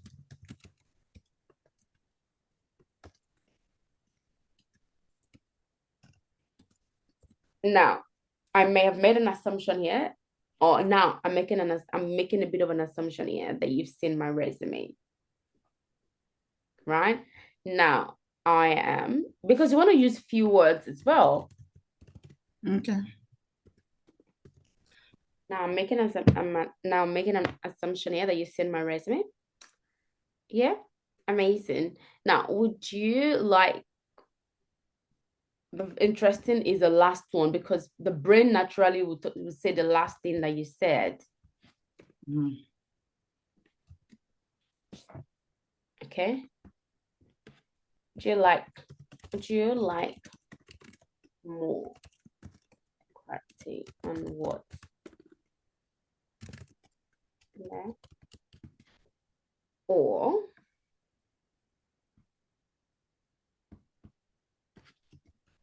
okay, so that's what we're doing. Great. Thanks, Judith. Thank you. Emmanuel. Emeka, what was your question? Oh, was that a mistake? Yeah, no, not a mistake. I was just gonna ask because I was trying to tweak this response. Do you think if this introductory question comes in different form, will this be able to fit in? Like there's some people that will say, can you tell me what you've done, or what you've been to in the last 5 years, or tell me about yourself? Do you think this format can settle in whatever way the question comes? Yeah, you've just asked the same question I'm asking. Tell me about yourself, or tell me what you've been up to in the last couple of years. That's it. Yeah, I just wish I could remember one of the ones I was asked, and Yeah, it's completely different. Like, and it's the first part of the question. Yeah. The first part is always tell me about yourself, but there was a way the question came. It was completely different. I was just thinking if you can remember the question, we'll see how we fit it in. If the question is completely different, every introduction, every beginner question will still be leaning towards who are you and what have you done. Either whatever way it is framed, it would be leaning towards that. It's about you understanding how you want to address that question. So if you remember that question, I really like to hear it. All right. And even if your interview started with whatever question, you can always piggyback to this. I would tell you guys how to make that connection, especially in mock interview prep. You will get different variations. In mock interview prep, you won't just get tell me about yourself every time, because we have real questions that they ask in an interview that we will just keep recycling with you. But hopefully you remember that exact question so we can connect the dots for you. All right, cool. Okay. I'm going to carry on to the next one. Guys, so I hope all the feedback that I'm giving, I don't want to give the same feedback. I hope that we're also implementing that. All right, Emmanuel, let's go. Emmanuel Awotwe. Yeah, I think Emmanuel Boachi said he wanted to leave. Oh, okay. Yeah, so maybe he can go first. Okay. If he's still kind on. of you actually didn't say that. Right. Thanks very much. Yeah. Emmanuel? Yeah. Okay, cool. Can I be heard? You can. Okay. You can be heard. All right, amazing. Emmanuel, can you want to tell me a little bit about yourself? Amazing. My name is Emmanuel. Thanks so much for this opportunity. I am pleased to be here. Since you have seen my resume, I would want a bit clarity on what's in there, or you prefer the more interesting version. Emmanuel, we're going to fight. Eh? Wait, where are you rushing to first of all? Because I feel, are you going to meet your partner or your girlfriend or something like that? Because is that like, huh? No. What level of remix am I looking at on my screen, Emmanuel? I thought Emmanuel was angry with you. Emmanuel, do you do music? Because it's only No, it's only a mixologist that is capable of this level of remix. I even have a bad voice for that. Remember where did you get this remix from? You're telling them you want a bit of clarity on what's in your own resume. Huh? Okay, I'm gonna get you to redo that. Okay, sure. Yeah, I'm gonna I'll get make you. the change. Yeah, so please like overhaul it and like look at what other people have done and then Oh, read. okay. Okay. Yeah. Have you been listening to us or you just been thinking about the next Yeah, money? I'm listening. A Ha. minute. Okay. Um, Okay, please fix that and then let's come back to you. Okay, Chigozie. Thanks, Emmanuel. I'm here. Chigozie, are you with us? Yeah, I'm with you. Yeah. Cool. Where are you? I believe you're color blue. Oh, it's my turn. Don't worry. The blessing don't follow me now. Oh, Overtaking is Emmanuel. allowed. Overtaking is allowed now. Emmanuel got two people crossover him. Okay, Emmanuel, I'm so sorry. I will come back to you, Chigozie. Emmanuel. You're playing with my heart. Emmanuel has been waiting since like here. I'm next. Okay, cool. Amazing. My heart skips when it's my turn, and then someone takes over and it skips again when it's my turn. You're playing with my heart. All right, let's have you. Let's have you. So we stop toying with your heart. Okay, amazing. Emmanuel, thank you so much for joining us today. How are you doing? Oh, Tayo, I'm doing really well. How are you doing? I'm not too bad. Thank you for asking. I mean, it's Friday, so let's have a great Friday. time. Yeah, Friday. Mm-hmm. What have you got over the weekend? I'm sure you've got a lot of things coming up. I do actually. I've got a lot of activities for the children. So I've got swimming, got football. It's just a whole lot. So pray for me. Oh, well, you just came back from work to another work, I guess. I know, but that's a life. That's the life of a mom. So You'll be fine. You'll be fine. of course. Thank you for saying that. Amazing. I mean, like we might get right into it, Emmanuel, if that's okay. Yeah, absolutely. Cool. Do you want to walk me through a bit about your journey and what you've been up to in the last couple of years working as a business analyst? Definitely, Tayo. My name is Emmanuel, as you all know, and I'm so excited to be here today. Well, I presume you must have already read my resume and I've seen a fair bit of who I must be, I guess, right? Yeah. Yeah, okay. I could tell you a lot about myself, but I would give you the chance to choose between the exciting bit or the boring bit. Which version would you like? Everything, really. Everything. Give us what you got. Everything. Okay. Well, I'll start with the boring bit if you want. Well done, Emmanuel. How did that feel? Well, I think I like it because it's even though I was tensed, I feel like I was trying to be as um down to earth as possible and not like try to, be so tense. I'm just being natural. I'm just having a conversation. I see this to be more of a conversation than an interview. So how I would literally talk to a fellow friend or something, it's how I'm seeing this. And that's the kind of mindset I'm giving myself.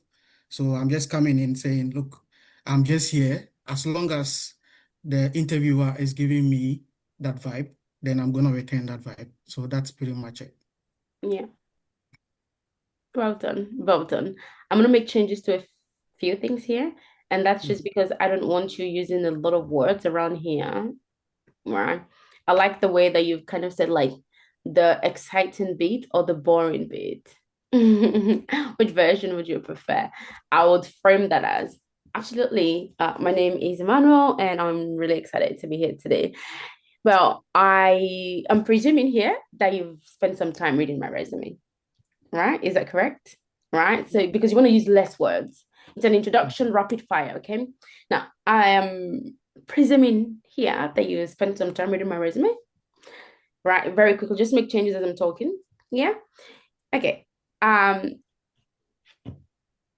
could say a lot about my journey, but again, I'm kind of thinking right now, I want to give you an opportunity to not use a lot of words around here. Okay. Awesome. Would you choose, would you want me to give you the boring bit, aka what a bit more clarity on what's on the resume, or would you prefer the exciting version? I don't want, I'm very conscious of this being absolutely informal, and then they get confused on what you mean. Like, what do you mean by that? Right? Because you said they've seen your resume. And so this next line needs to be connected back to your resume. Do you know what I mean? So what I'm gonna do right now is I'm gonna connect that. Well, I am presuming you spent a bit of time. Spent a bit of time. Resume. Okay, great. Okay, great. Thank you. Now, would you prefer? Okay, so let's change this. Okay, great.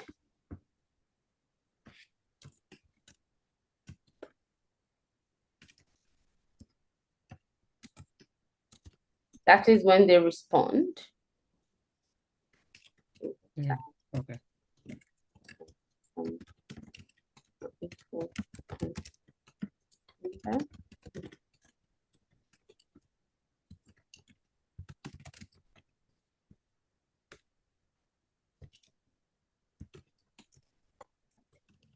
Okay, just maintaining some of your words. Yeah, cool, amazing. Well done, Emmanuel. So the good balance in there is not sounding absolutely overly informal, but just finding that in between that works well. Cool. Well done, well done, well done, well done. Juliet, I'm spending some time here because I really want us to grab this. Oh, Chigozie, that was you. Juliet Yeah, is like, me. wait, what, Tayo? There's someone in front of me, so don't you just like give me that level of don't do that to me. Okay. Iman, Chigozie, let's go, let's go. Blues, yeah. Cool. Chris, hi, how are you doing? I'm good, thank you. And you? I'm okay, Chris. Thanks for asking. It's been a fair bit of week over here, with a lot of work, but I'm really excited for some of our wins because we literally just launched a feature that we've been working on for about 7 months now, and so everyone's over the moon. So yeah, very, very excited, but also very tired. Oh, that sounds so exciting. I'm glad you actualized all your goals. Um, I'm glad you did. Yeah. Myself, I had a very bit of busy week, but I'm glad I'm here today. Of course, thank you for making it down here, even Yeah, with your busy schedule. Amazing. Now, thank you. Chris, what's your preferred name? Was it Chris or Chigozie? Which one do you prefer? I prefer Chris. You prefer Chris? Okay, I'll just Yeah, call you Chris. Yeah, cool, thank you. amazing.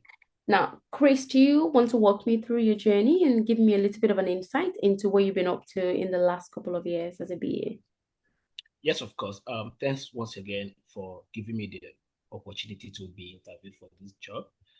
Um, in my anticipation, or I really presume that you have gone through my resume, and I also have so much interesting and exciting version of myself. So I don't know if you're happy for me to give you more clarity of what is in my resume, or do you want me to throw more light and talk more interesting things about me? Well done, except that you kind of remixed the whole music as well. Well, why are you guys remixing things and making this complex, huh? Oh, Emeka, you want to bail out Chris? Are you guys in the same team? yeah, no, for me, I'm thinking if I want to go word to word, that is actually when it become more intense or like of like intense, and you kind of start to fidget.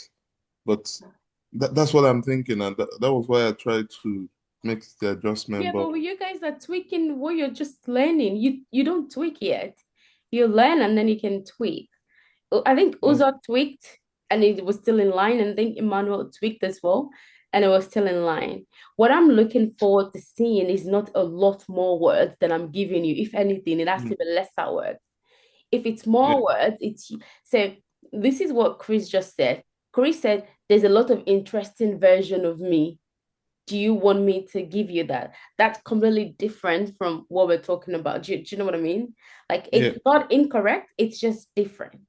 And it's not going to pass the message that we want to pass. So the goal is not that you guys don't remix. The goal is that you remix while still maintaining the integrity of the pitch. Because if that's lost, then you're saying something else. Right? So up until here, Chris, do you mind if you go one more time? Yeah, we're gonna go one more time. I just need to review first, right? Okay. So we're going to do this. Okay. Great. So they say, tell me about yourself. Yes, certainly. Right. So acknowledging that, yes, certainly. And thanks so much for giving me the opportunity to be interviewing for this job today. My name is Grace, right? I would put this here. This one, it would give you a bit of flow. How many of us studied English here? Do you guys know that in English, there are some words that when paired together, it just makes the sentence flat.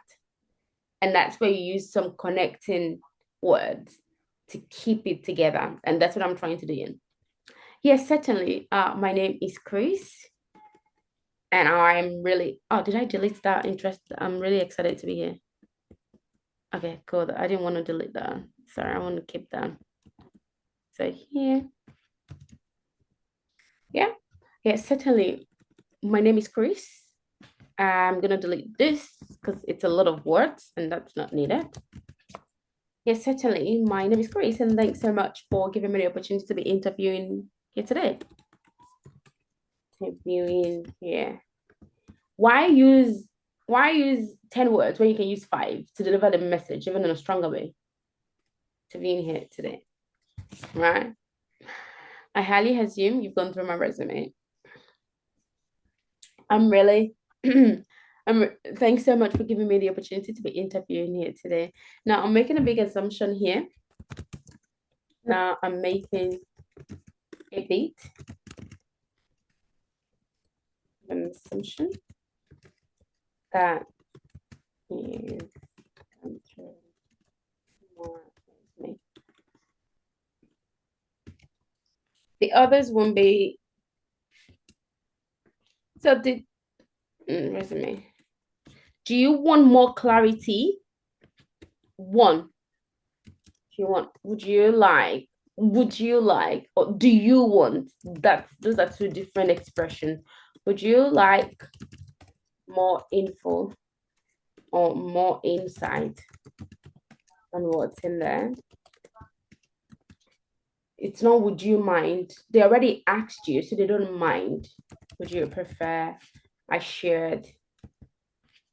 Would you prefer I shared a more interesting version? And it's not about of me, they're not your girlfriend or your wife, right? We're gonna be like nice and careful with those words. It's not of you, it's of your resume. Team, are we together? Right? Yes, certainly. My name is Chris, and thank you so much for giving me the opportunity to be interviewing you today. Now, I am making a bit of assumption that you've gone through my resume. Yeah, great, awesome. Would you like more clarity on what's in there, or would you prefer if I share the more interesting version? It's not to be rushed. How many of us have heard President Obama deliver a speech? Obama doesn't rush. I love a speech, man. I always just stay to it. It's so good. Exactly. It doesn't. The point hits you in your nerves. Like you can almost feel the break, the pauses, the silence as it delivers it and allows it penetrate in your soul. And so there's absolutely no reason to rush this. It's all about the expression. Yes, certainly. My name is Chris, and thanks so much for giving me the opportunity to be here today. Now, I can't even hear myself. Was I too fast in the first place? Relatively, a little bit. Could But be naturally, I talk so fast. Like, yeah, I'm just trying to get. I realized, yeah, and that's absolutely fine. I do as well. I'm actually running on a sprint. But when you want to be a great speaker, when you rush your words before the next sentence, like people are unable to comprehend the first few things that you said, you're going to lose them. And so I had to gradually learn to not rush every single thing that I'm saying. Otherwise, people can't hear me. I'll give it a second try now. Cool. Cool. Let's go. Amazing. Chris, do you want to tell me a little bit about yourself? Yes, Tayo, thank you very much. My name is Chris. I'm so much sorry. I don't like reading. I don't like reading. That's why we're here. That's exactly what this session is targeted I to. don't like reading. Okay. I don't like reading, like talking and reading. Okay, let's go again, please. Cool. So, Chris, you want to tell me a little bit about yourself? Certainly. Thanks so much, Tayo, for giving me the opportunity to be interviewing for this job. Now, I'm making a bit of an assumption that you have gone through my resume, right? Yeah. Okay. Would you like me to throw more light? That's to give you more clarity of what is in the resume, or do you want me to give you a bit of interesting version of it? Excuse me. Cool. So when you say you don't like reading, right? This is the way I want you to reframe this in your head. When you're trying to learn something, you want to get the mechanics of it, understand the words, and know what each sentence is doing. Once you have that, your brain can stand by itself. But not reading an information that you've only just seen 2 hours ago, that's not helping your brain, because now the brain is trying to remember an information it doesn't have. So you have to get comfortable with being able to read something out, learning the different wording and what they're doing before your brain can stand by itself. Okay. And I've just switched resume with CV. I think that might be easier. It's not so much full in the mouth to pronounce.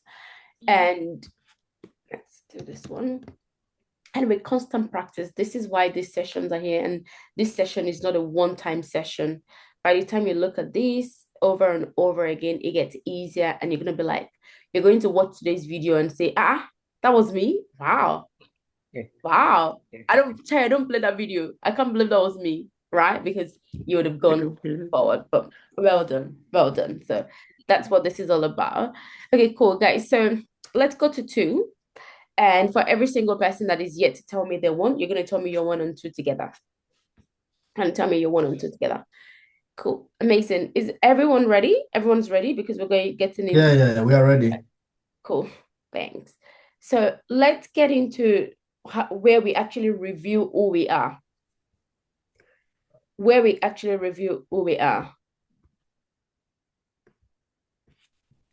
I haven't done the first part, so maybe if We're going to do it together. You're going to do your 1 and 2 together. Okay. I've not also done the first part. Say that again. I said I've not also done the first part. Yes. We're going to get there. We're going to get there for sure. So let's do 2. So then you can write this down and then you're going to do your 1 and 2 together.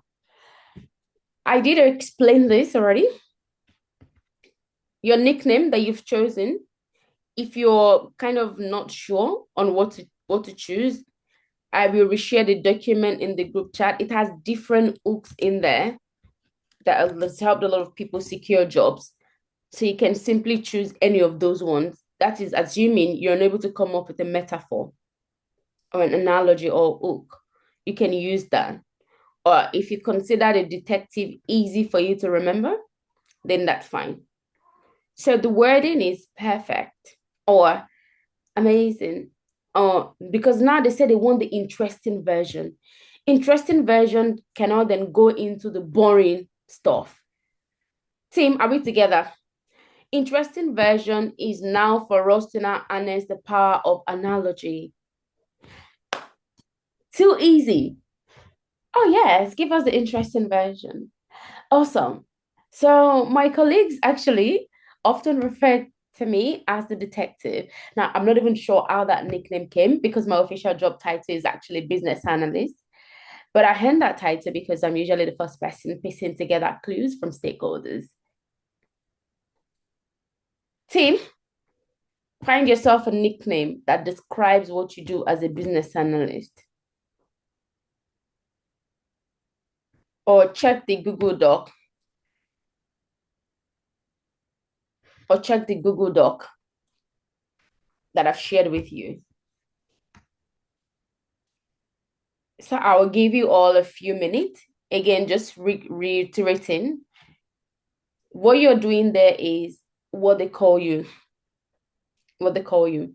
You know how people back in the day would say, oh, would you know how parents used to joke back in the day, like, oh, when it comes to anything tech in the house, it's usually my brother people call because it displays that trait of a nerd, and people always just call him even if it doesn't know how to do it.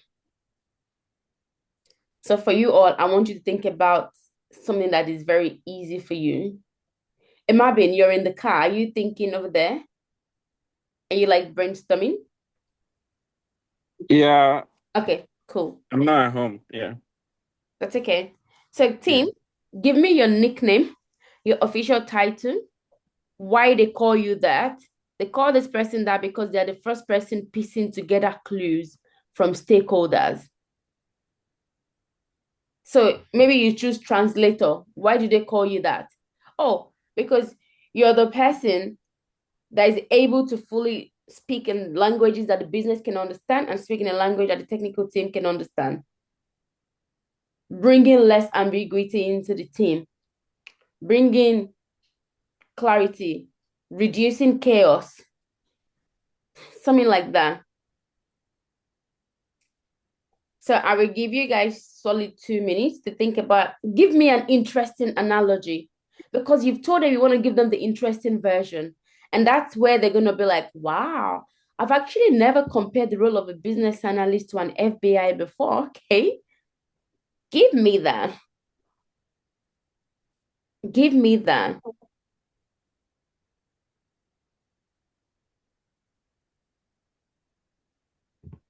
Team, do we understand this? Yes. Thanks. So I'll give you all 2 minutes. Once you're done, type done in the chat so we can go through your presentation.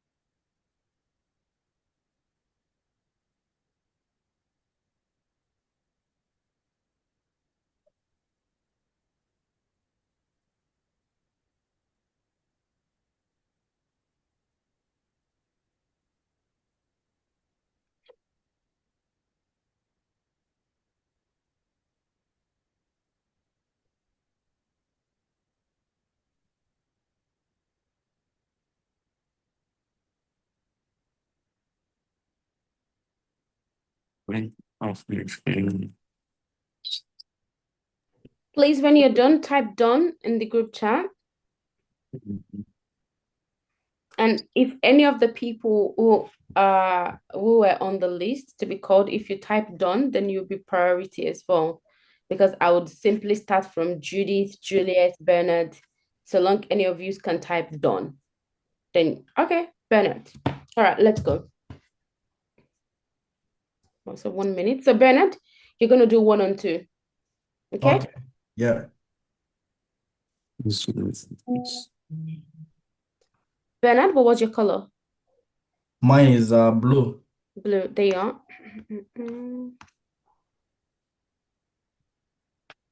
Where is it? Where is... It's here. Oh, I haven't typed it. Oh, so I needed to type it. Yeah. How am I going to see it and make any corrections if needed? Yes, on the clarification. Text customs name.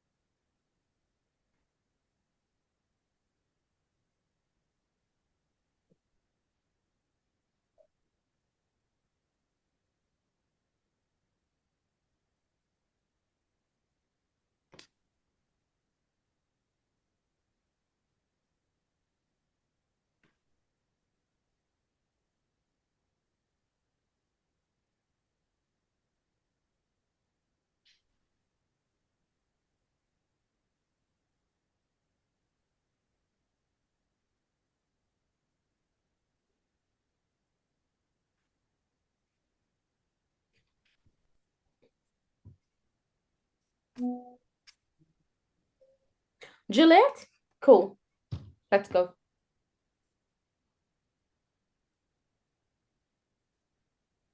We're not gonna get a break today because we're doing an exercise. So, I'm already liking what I'm seeing. Juliet, let's go. Let's go. Okay, cool. Amazing. How is it going, Juliet? I'm doing very well, thanks. How are you doing? I'm actually doing really good today. I'm working from home today, so that's always a plus, but also it's been a really, really great week for us here across the team, which I'll tell you all about, of course. But it's just been really great with some of our initiatives, and you always want to see things, no problems with the customers, and everyone's happy. So yes, I'm doing really good. That's really good to hear. Usually as a team lead or a delivery lead, when it comes to a lot of work and things ahead of you, but when you're able to tick them off, it becomes kind of a plus to the team. So I'm really glad you were able to pull that off. 100%. Yeah. It does for sure. Amazing. Look, let's get right into it, Juliet. I'm really looking forward to the session. I did look at your resume and yeah, really just keen on understanding a bit more around the work that you've done in the past. So let's get into it if that's okay with you. Sure, of course, why not? Look, first, I'd just like to say it's a great privilege to be here. And most importantly, thanks so much for the opportunity as well. So, like you previously stated, you said you've had a chance to read through or skim through the resume. So that's really good. So I just wanted to ask, have you got any clarification, anything you need me to clarify part of the resume, or would you like to hear the interesting version of me? Because I'd love to share it. Okay, I like that. Let's go through the interesting bit. All of it, really. All of it. Oh, nice. That's good. I got that chance. So fantastic. So basically, I'm Julia, and my colleagues always they refer to me as a game changer. Yeah.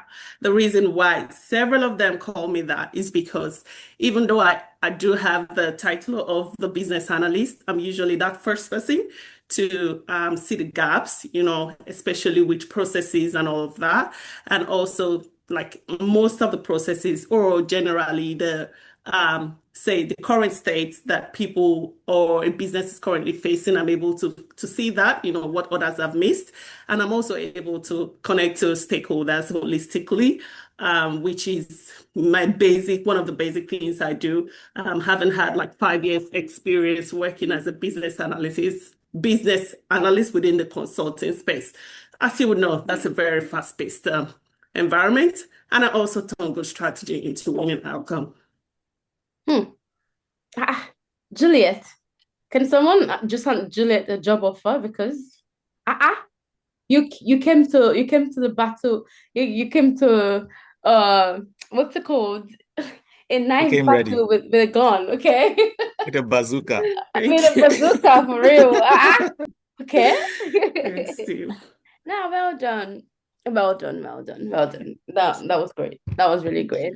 One thing that I set up for you that you picked on, which I was really glad, was the fact that I had mentioned that I've seen your resume and you actually displayed active listening there. So well done. So rather than you just going into a script of, did you spend some time reading my resume? You went and said, you mentioned, which was really good. So, and that's something about listening. And the reason for us, it would have been easy to just send you this template, go and like do it, which was more what most people do.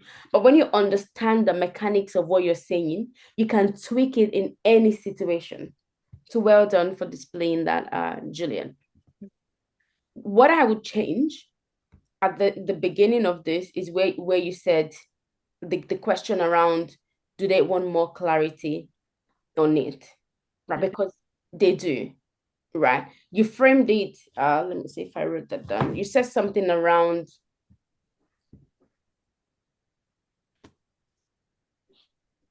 you framed it differently, and it sounded like I was saying clarification. you were I like, said, what would you like me to clarify? Yeah.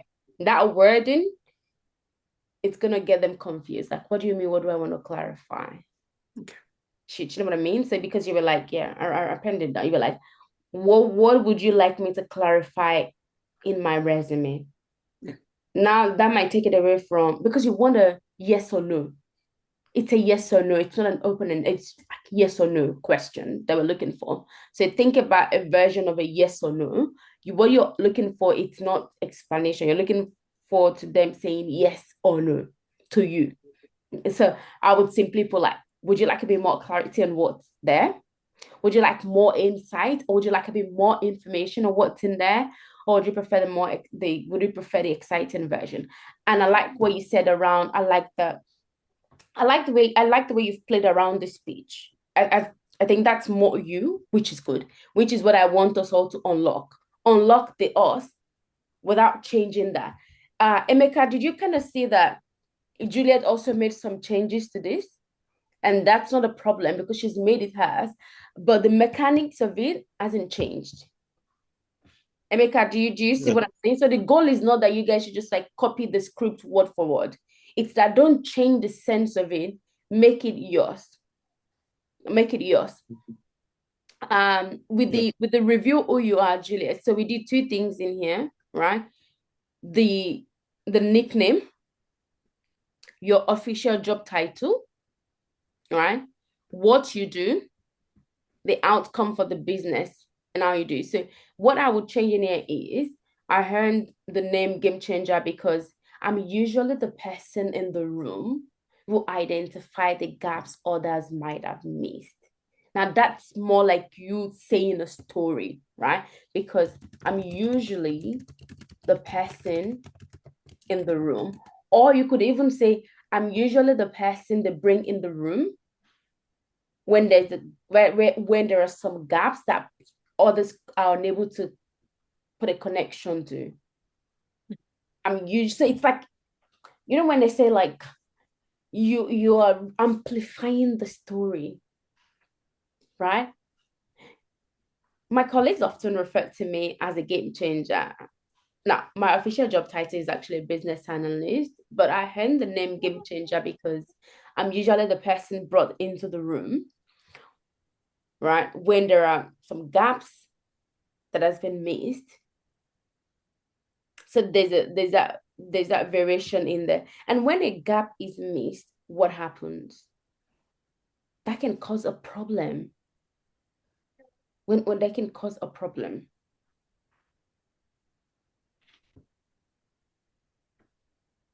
So I would change it. So I'm usually the person brought in the room. I'm usually the person in the room who identifies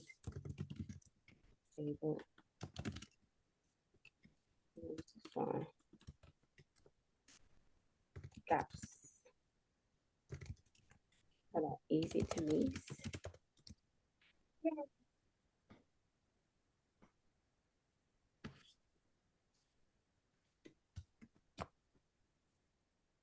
right?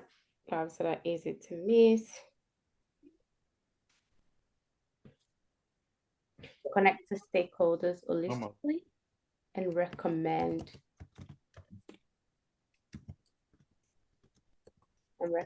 a solution.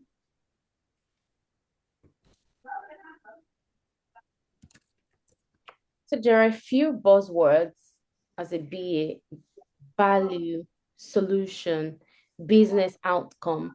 All of those words are very, very like two and two as a business analyst, right? And so there's an opportunity to improve this, but I don't want to change too much of your words. But I think, Juliet, you get the gist of what I'm saying. So that's how I want us to think about it. But well done, good work, good work. Okay. Please, can I do next? I'm about driving. Okay, cool. Mabin, yeah, you ready? Yes. Okay, coolies. And what was your color? There you are. Green. Green. There you are. Okay, so we're gonna do the T and R. Okay. We're going to do the T and R. So awesome, amazing. Thank you so much for dialing in today, Imabin. How are you doing? I'm doing fine. How about you, Taya? I'm very well, thank you for asking. Look, I've got my colleagues here. I've got Juliet and Uzom, and they're all program managers across the transformation department, and they've been with us for like 10 years, so they're quite experienced, so you'll be doing a lot of work with them as well. Look, we're just gonna jump straight into this, if that's okay with you, Imabin. Awesome. Is that okay My with name. you? I haven't Sure, asked you the question. Slow down. Okay. Sure. Cool, amazing. Do you want to tell us a little bit about your journey so far, Imabin? Awesome. My name is Imabin. Thanks for having me. I'm so excited to be here today. I will assume you've gone through my resume. Would you like me to give more clarity on that, or will you want the more interesting version of me? Yeah.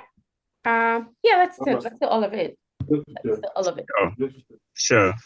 Although I'm a business analyst, my colleagues often refer me as the change agent because I'm the type of person that constantly looking for opportunities and business problems where I can work on, not only to bring positive change, but also to work closely with my team to smoothly adopt this change.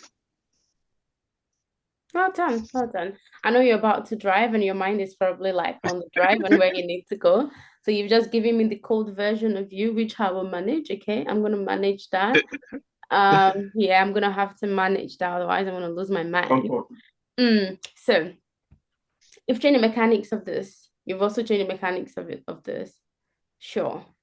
My colleagues often refer to me as the change agent. Leave it. Although my official job title, okay, although my official job title is business analyst, I heard the nickname, I heard the name because I'm usually the person that's constantly. So when you say you're a change agent, because I'm usually the person, because I'm typically usually the person, less words. Okay. Constantly looking for opportunities.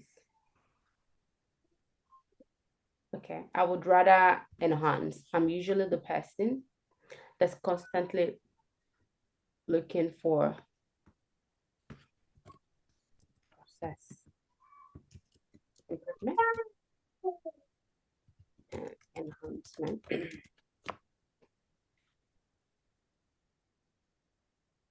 Is it process improvement or process enhancement? Yeah, you can choose anyone that works for you. Okay. All right. Which one of it? And then you want to complete this. What does constantly enhancing a process do to a business? What would be the outcome for them? I want you to put this in your own words. Okay? Yeah. Cool. Well done. Well done. Value. Yeah. Exactly. Exactly. Yeah. When you constantly enhance your process, that's more value. The business becomes more valuable to the customers or to the users, whatever it is that you guys are working on. And that just unlocks a lot more things as well for the business. So it's always about when there's a change, more increased business outcomes, increased satisfaction from a user perspective, whatever that looks like. Okay, so pop that in there and then I can review. Cool. Agnes, well done, Imagine. And even though you're in the car, I really commend you for participating. So well done. Thank you. Agnes, are you with us? Sizzle, Yes. are you with us? She's gone. I'm not seeing your activities. Agnes, what color are you? Yellow. Yellow melon. Amazing. Finally, great to meet you again. Agnes, how are you doing? Thank you. Good. That's great. Are you gonna ask me how I'm doing, or I can be by myself? Agnes, are you counting your words tonight? Come again? Are you counting your words tonight? 2 words per second? No, not really. Okay, cool. Let's give me the version of you that don't leave me hanging. I'm giving you the normal cool version, right? Because I want to see how you match that. Okay. The normal version of me is that my colleagues often called me We're the not there change. yet. I haven't asked you anything, Agnes. I'm still We've giving you not feedback. started. No, you've not even done your tea. We've not even. Yeah, You've not I even. thought you skipped that part. No. You're doing both because you haven't done the tea. Okay, We've not yeah. even activated. Hi, you're already Okay, telling me so who this your is colleagues just are. intro. Okay, intro, yeah. Oh my God, yeah. Agnes want to be done with this interview. Like she's just like, Tayo, please just let's get Oh it. no. Let's get it out. Oh no, I didn't get the vibe. That's all good. That's all Yeah. good. Look amazing. Thanks for joining me today, Agnes. How are you doing? Yeah, I'm good. And you? I'm not too bad. Thanks for asking. Look, I've got my colleagues here. I've got Chris and I've got Emeka as well. And we're just gonna run through a few things that we've got planned here just to learn a bit about your experience, what you've been up to in the last couple of years from what I've seen on your resume. And we'll give you an opportunity to also ask us some questions at the end of this. Does that sound all good to you? Yeah, great. Nice to meet the team here. And I'm happy to have this discussion with you all. Amazing. Great, Agnes. Thank you.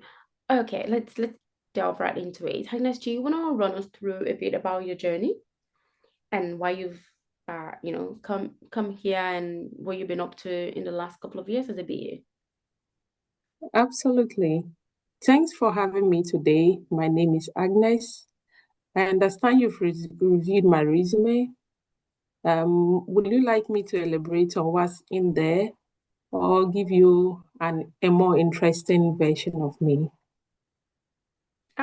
Yeah, I mean, like let's have it all. Perfect. My colleagues often called me the change driver, though my official title is a business analyst.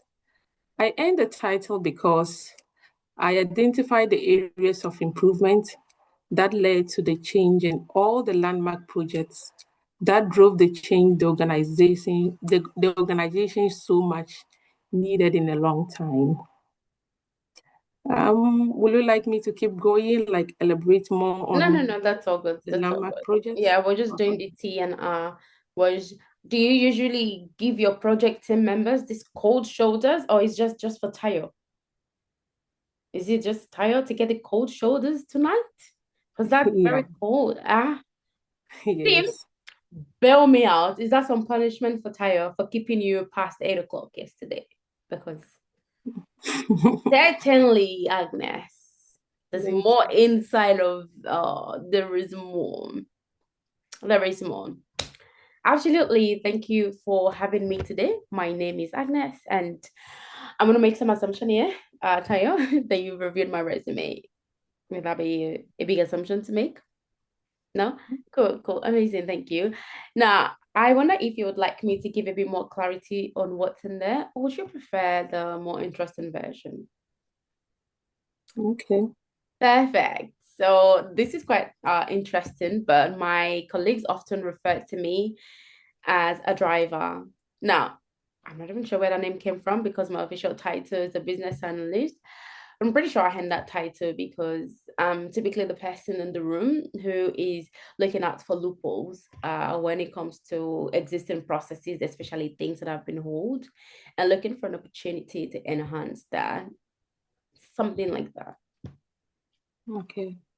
All right, something like that. So, because when you said here, the big caveat in this place is if you make it like a statement, I understand you've reviewed my resume. That's a statement. Yeah. That's just you saying, right? So I really want us to tap into how we would typically have conversations with people, like the way we normally talk. I'm pretty sure you all have been or been faced with scenarios where you've had to express yourself in this way as well, and just try to unlock that part of you.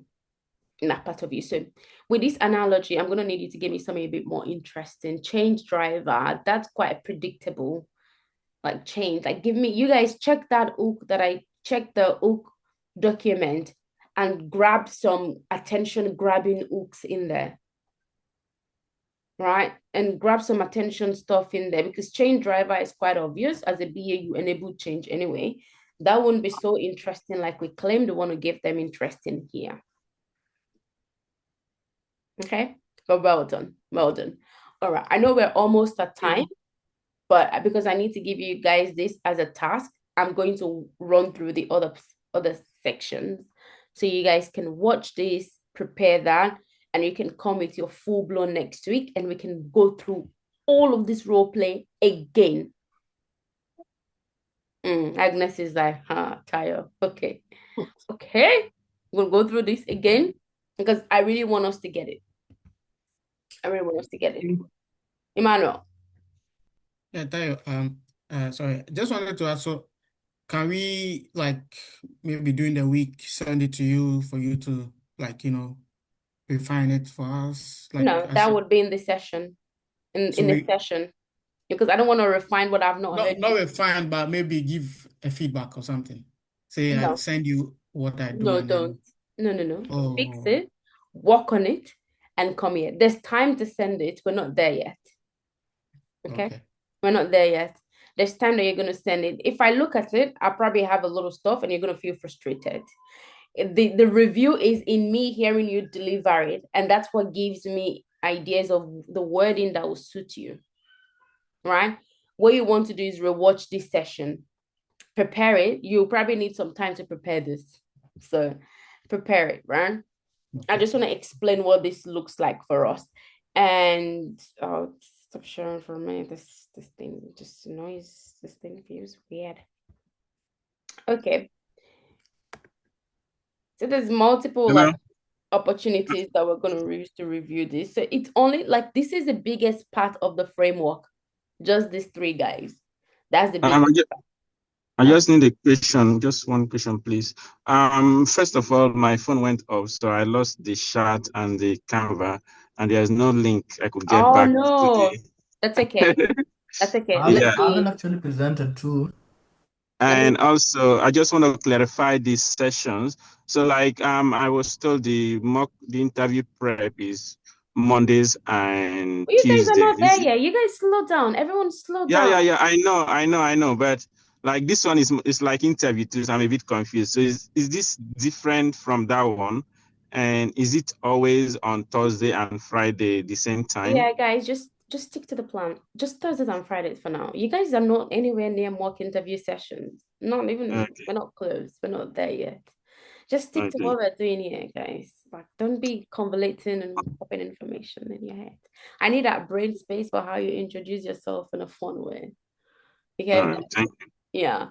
Oh, you. Imagine you think you guys are just gonna get templates. So yeah, go and put and you go and do ChatGPT and just say, No, no, no, no. That's this is I want to review.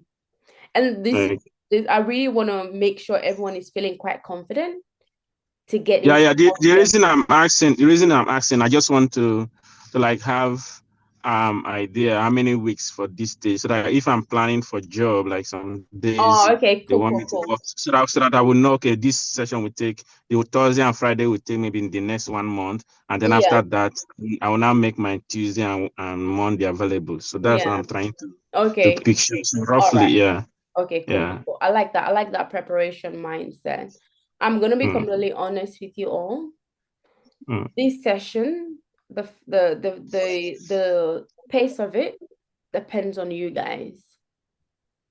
It okay. depends on how much you guys are able to grab and the body language and the mannerism that we're getting. I could do this session in 30 minutes and I'll just be like, guys, go for it and just go and fix your stuff. But that doesn't help anyone. And because that's not a goal for us. It's easier. Look, every single thing that would break down, it's very easy. I will do all of these sessions in 2 hours and I will just explain it. And obviously it would still be good. But good is not always there's a reason there's good, there's better, and then there's best. There's a reason. Mm, Okay. So I mm, couldn't give you a specific timeline. I could give you an indication that would have 2 more of this session. And then we're going to mm. go into project portfolio, which will probably take another 2 or 4, depends on how you guys go again. And then Yeah. go into the challenge, which is for 10 days. And only then would you graduate into the mock interview session. Okay. Because the So mock all this interview is sessions is going to be confronting if this foundation, hello, it's okay. going to be confronting. Hello, lovely Okay. girl. How are you doing? You're a stunning girl. Look at your hair. Wow. Okay, cool. No, All right, let me explain. No worries, Imagine. Let me explain you and S&T if I have some time. But don't worry, I'll go through it again. But I want you guys to leave this session with that context. I think that's going to be like really helpful. And I perhaps want you all to come. Please check the hook. You guys are giving me boring hooks right now, and I'm needing something a bit more interesting, something figurative, something that makes someone think, wow, I never actually knew there was a correlation between a firefighter and a business analyst. I like that. I like that. I never saw that coming. That's what I'm looking for. So find your own. Obviously, I'm giving you a bit of a hand here, but you are welcome to find yours and something that works for you. That's totally fine by me. I don't mind. I don't mind. Okay, so let me explain the where you unpack your story and what that actually means. Let me explain where you unpack your story. For if you don't have Canva, you have to do this on a Google Doc. And also, team, everything that you have on Canva, just copy it onto a Google Doc. Because I don't want to hear tire. I think someone deleted all my hard my what's that word? My hard work, my hard hand work or something like that. That now you're crying. No, I don't want to hear it. So please just copy it out once we're done with this session, copy it in a Google Doc. I can't even access it again. As I said, my phone went off, so I don't That's know how I'm okay. going to. Is anyone kind enough to reshare the link to Imabin? Or let me just reshare. Don't worry. Not that one. This one. Let's reshare. Copy link.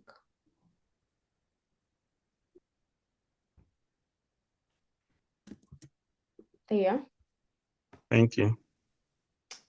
No worries. Okay, cool. So guys, please pay attention. I want to explain the part where we actually unpack our story. This is the part where we unpack our story, we talk to them, and it gives them a bit of context about us. Remember, guys, how I said it helps to tell them the number of years that you've worked. Historically, this is where we start from, but you have to evolve. You have to be able to storytell in your introduction. Now, with unpacking your story, you're telling them the things that you're good at. A natural trait about you. You know how Nigerian parents will say something like, you talk too much, you're supposed to be a lawyer. Yeah? You know how they like marry natural traits to a skill. Sorry, natural trait to a job. So that's what we're trying to replicate here. Sometimes your parents will say, oh, you're someone that you show a lot of care. You should be a registered nurse. And my sister, like, she's very nurturing. And people will always say to her, like, oh, you're going to do so well as a registered nurse, like, because you're a natural when it comes to nurturing. And so that's what I'm trying to create here. So your natural trait and how that relates to business analysis. Just choose a natural trait. Something like it was only fair that I became a lawyer because when I was little, I was the person in the room would oftentimes would ask all the questions. I was very curious. Right? For me, business analysis was always going to make sense because I'm naturally a curious person. I'm the one asking questions. I'm the one thinking about the other variables that people haven't even thought of. Team, are we together? Is it all shaping up in our minds, like the mechanics of this? So I'm trying to explain this, right? For me, business analysis was always going to make sense because I'm always looking for the tiny, winny details when it comes to an information. And over the years, that simple habit turned into something much more serious. Over the years, that habit turned into something big for me, giving me an opportunity to work across different sectors like the health sector, education, and finance. So 3 things I want us to do here, team. Find a natural trait of yours. Some of you might be naturally a people person. Some of you might be naturally curious. You're always looking at the details. If you're the person in your friend group that when it comes to visa situation, because you're very good with research, you're the one people come to. For me, business analysis was always going to make sense because I'm fundamentally someone who loves to deep dive into the details of things.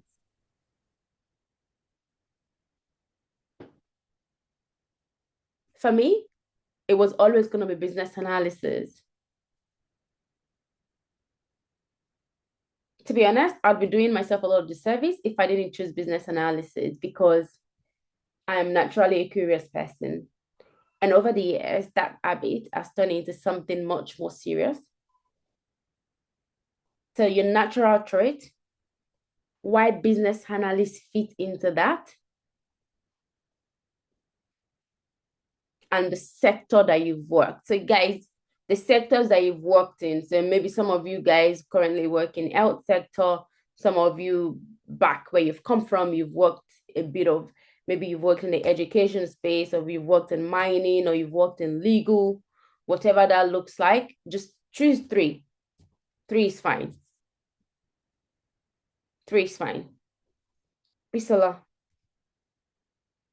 Yeah, I was gonna ask you, the natural trait, does it have to go with the analogy of for example, No, it if doesn't. No, it doesn't okay, have to.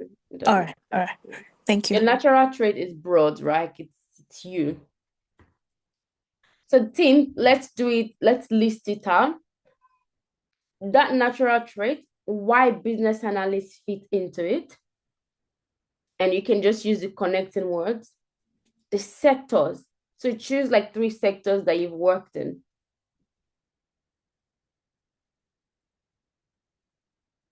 And that's a full stop. That's one one sentence by itself. Natural trait, why be a fit, and the sectors that you've worked in.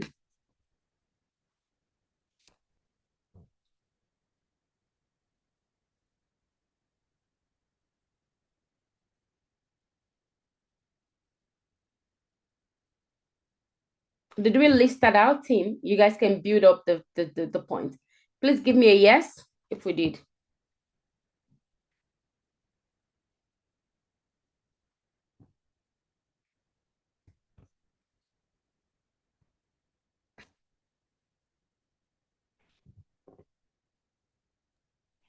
I haven't presented my part, so I don't know. I haven't done any presentation. Yeah, have you done the R? Yeah, I already did it. Okay, too easy. So let's finish this. So are you working on this? No, I'm not working. So you want me to present the whole thing? No, just follow Three along. parts? Presentation is a list of your words. Just follow along. You're gonna do your presentation. Everyone's gonna have to present everything end to end anyway. So it's not a one-day thing. If you don't follow along, you're gonna have to watch this video anyway. But if you follow along, that when you're watching this video, now you're giving yourself an opportunity to learn twice. Don't worry about your presentation, Bernard. You can't escape presentation. You have to present it. Tim, did we follow along with those three things? Your natural trait, why be a fit? I know you are tired, so that's fine. You can always rewatch this video. And the sector. So choose the sectors that you've worked in. I probably won't go through 4 and 5 with you. Just so because I think it does look like you guys are fatigued right now. Now, in terms of your years of experience, the years of experience that you guys will have in here, so with the work that you're doing with Justin Solutions, since we've been working together and you guys will continue to work together, that gives you up to 7 months worth of experience. So from the day that you came onto the program, that would be the year that you would have on your resume, meaning Justin Solutions, say, I believe you guys started when? Was that June? No, I think it was May. Yeah. May, was May, right? So that would be May 2026. Justin Solutions still present because you guys are still working here. So that'd be May 2026 still present. So that's what you need to have on your resume as well. And then your previous years of experience across the different sectors that you've worked in. For some of you, that might be 3. For some, that might be 4. That might be 5. Whatever you're comfortable with, put it on your resume and put it here as well. Once we review your resume, that would all make sense. Please, team, write this down. Your most recent experience is Justin Solutions because you're currently with us right now. So this is it. I will, when Noah is talking about the project, it will buttress on this. I don't want to go into that tonight. I'll probably do that next week. But because you guys have some tasks to do. Okay, May 26. Present. Bernard, you're going to present soon. Team, please give me some feedback with unpacking your story. Do we have that? So I'm explaining this. Okay, I'm going to explain it. And then I'm going to review all of that and all of this next week. So you guys can come with a full-blown and we'll go through it together again. I'm going to correct it. I'm going to hear you deliver it. I'm going to correct it. Now, the next part that you want to come is then you want to tell them. So the 3 things that we've done with this is we've told them our natural trait, a trait that is very important for a business analyst at that. Being a people person means you've got a very strong stakeholder engagement skills, and that's always a critical piece of information. Being curious, it's a very important skill that you're looking out for because that shows that, oh, you're analytical. When you're curious, you're thinking about stuff. So you're connecting that. You're also telling them the sectors that you've worked in. If you guys notice something, there's not a lot of I am doing, which is what kills a lot of presentation. I'm a problem solver. I'm a good communicator. I'm very good with stakeholder engagement. I'm very good with like I. If you guys notice, most of this is not starting with I. Did anyone notice that? It's starting like a conversation, actual sentences, right? So you've done that natural trade, why be a fit, and you've spoken about the sector. Now you have to tell them the project types. So you guys can just copy what I have in here as well. I know we did some project work together in terms of process improvement work, transformational initiatives. We'll delve into more of this as well during the project with the work that we do, because this is a project that you guys will speak to in an interview as well. So two things here, three rather, you're telling them the number of years that you've worked, you're telling them the types of projects that you've done, and you're telling them the skills without listing I have strong communication, I have analytical. So what we're connecting here is, if I said I've been working in the last 3 years as a business analyst and I've delivered complex initiatives, this is the project types, not the name of the project itself, because you're going to confuse them in that instance. So that way, with the project types, we're able to box it all and just give them the eye level, what we call the eye level information. And that's what we've got in here. You guys have worked on in some of the tasks that you guys did rather. You've worked on some ERP, you worked on some CRM, you worked on some process improvement work. So that can fit perfectly into this. And you want to tell them the skills that you use to deliver this project. For you, that could be your problem solving skills, whatever you know that you're good at. Or it could be your analytical skills. Or it could be your strong communication skills. For those of you that review the jobs on Seek, are these the typical skills that you found on the job ad? Yes. Yeah. Communication, problem solving. Exactly. And remember what we said about mirroring back their words to them? This is where we get it. This is where we're able to really, oh yeah, wow. Uzo actually just mentioned this. So I don't need to ask him about his strength, because that's what I wanted him to tell me when I asked him what his strength were, but he just told me in his introduction. Team, are we together?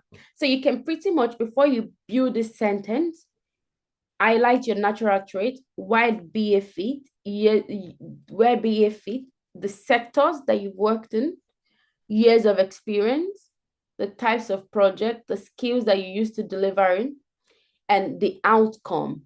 What now happened? What now happened after that? So that's your unpack your story.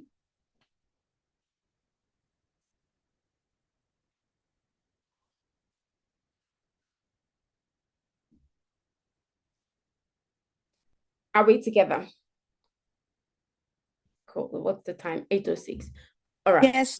I'm gonna let you go. I can sense you're all tired. We'll do 4 and 5 next week. So please build 1, 2, and 3. Before I take questions, I'm gonna take Bernard. Bernard, let's go into your presentation. Okay, so let me share. All right. 1 minute. Thank you for having me. What color were you, Bernard? My color is blue. Blue. Cool.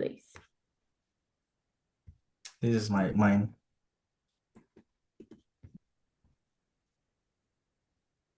Okay.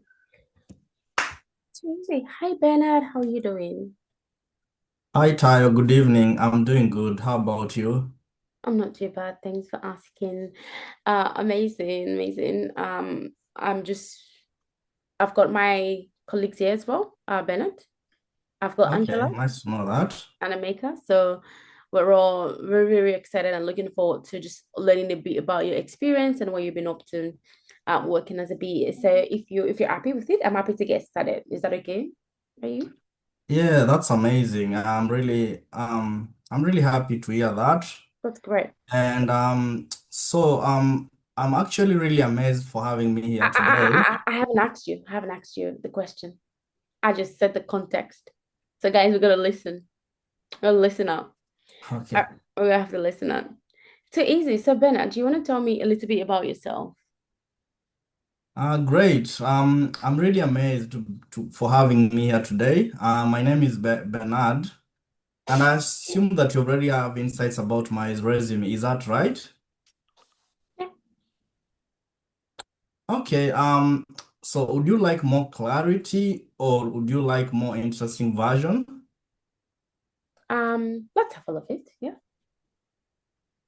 Amazing. So they call me a bridge builder, and actually this is interesting because over the past years working as a business analyst and interacting with different stakeholders, I've been able to bridge the gap between our development team and our non-technical team. And I can give you a scenario where this name came from. So we had our sales team who are losing customers. And I actually had to implement a CRM system, explaining to our stakeholders and maintaining contact with technical team for timely delivery and value to our business.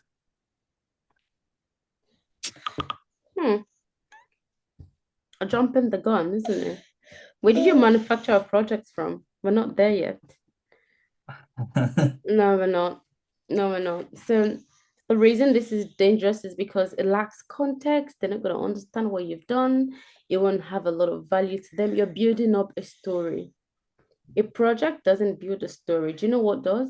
A story, an actual journey, not Okay. just trying to impress them with your project. They won't care about that at that point in time. They're just meeting you. There's not a lot of information in there. So there's a reason we don't jump into projects. We never jump into telling people the project within 10 seconds of you talking. Because a project only makes sense when you can build context. And we have a full-blown session dedicated to project. So for this, great. I'm really amazed.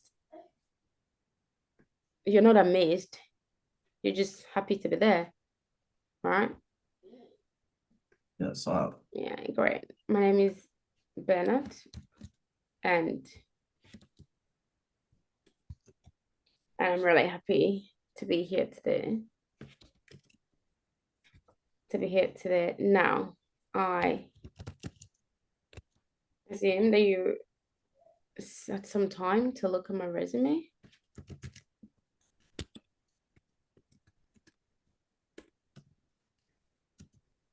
Huh? Yeah. So this is already a question itself. Because is that right? It becomes combative. Would you like more clarity on what's in there? Or would you like more? Would you like the interesting version? Less word. Amazing. So my colleagues reviewed this, Bernard. I'm happy to provide some content from more information. Review this. I've been able to bridge a gap between our development team. So what I'm looking for to see here is not an explanation. It's just the reason they call you the bridge builder. What does a bridge builder do? Bring something together. When you build a bridge between something, meaning there was a mismatch, but because you're able to glue things together, there's less chaos, there's more information for people to go with, and everyone cannot work in alignment. So the mechanics of this is, what does that do? When you say a detective, or as an example, or a translator, what does that actually mean? When they call you a translator, meaning you're the person in the room. So for you right now, what I'm looking forward to seeing is, basically my colleagues call me a bridge builder. Now my official title, this is what this should look like. Now my official title is business analyst, but I earned the name because I'm usually the person in the room or is able to speak or is able to highlight breath in between business stakeholders and stakeholders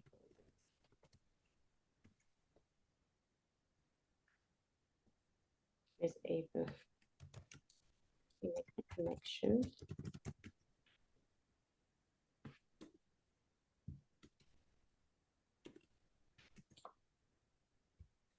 right? Because what you're trying to say is you're trying to make sure there's no disparity between the two of them.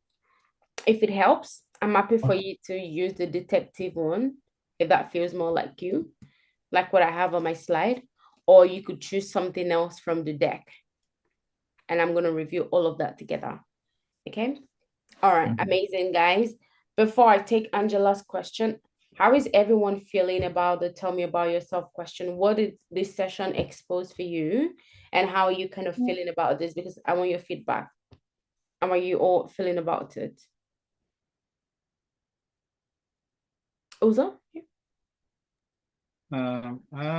So for me, I think it's a very practical take to the whole idea of introducing yourself, and it's not just practical, but it's creative. You Yeah. know, and what that does is that it makes you look at yourself through a lens different from just the usual professional lens alone, but you're looking at yourself in a more holistic way, and I think that makes you more interesting, you know. Yeah. So for me, that's a big takeaway. No worries. Appreciate the feedback. Cool. Emmanuel?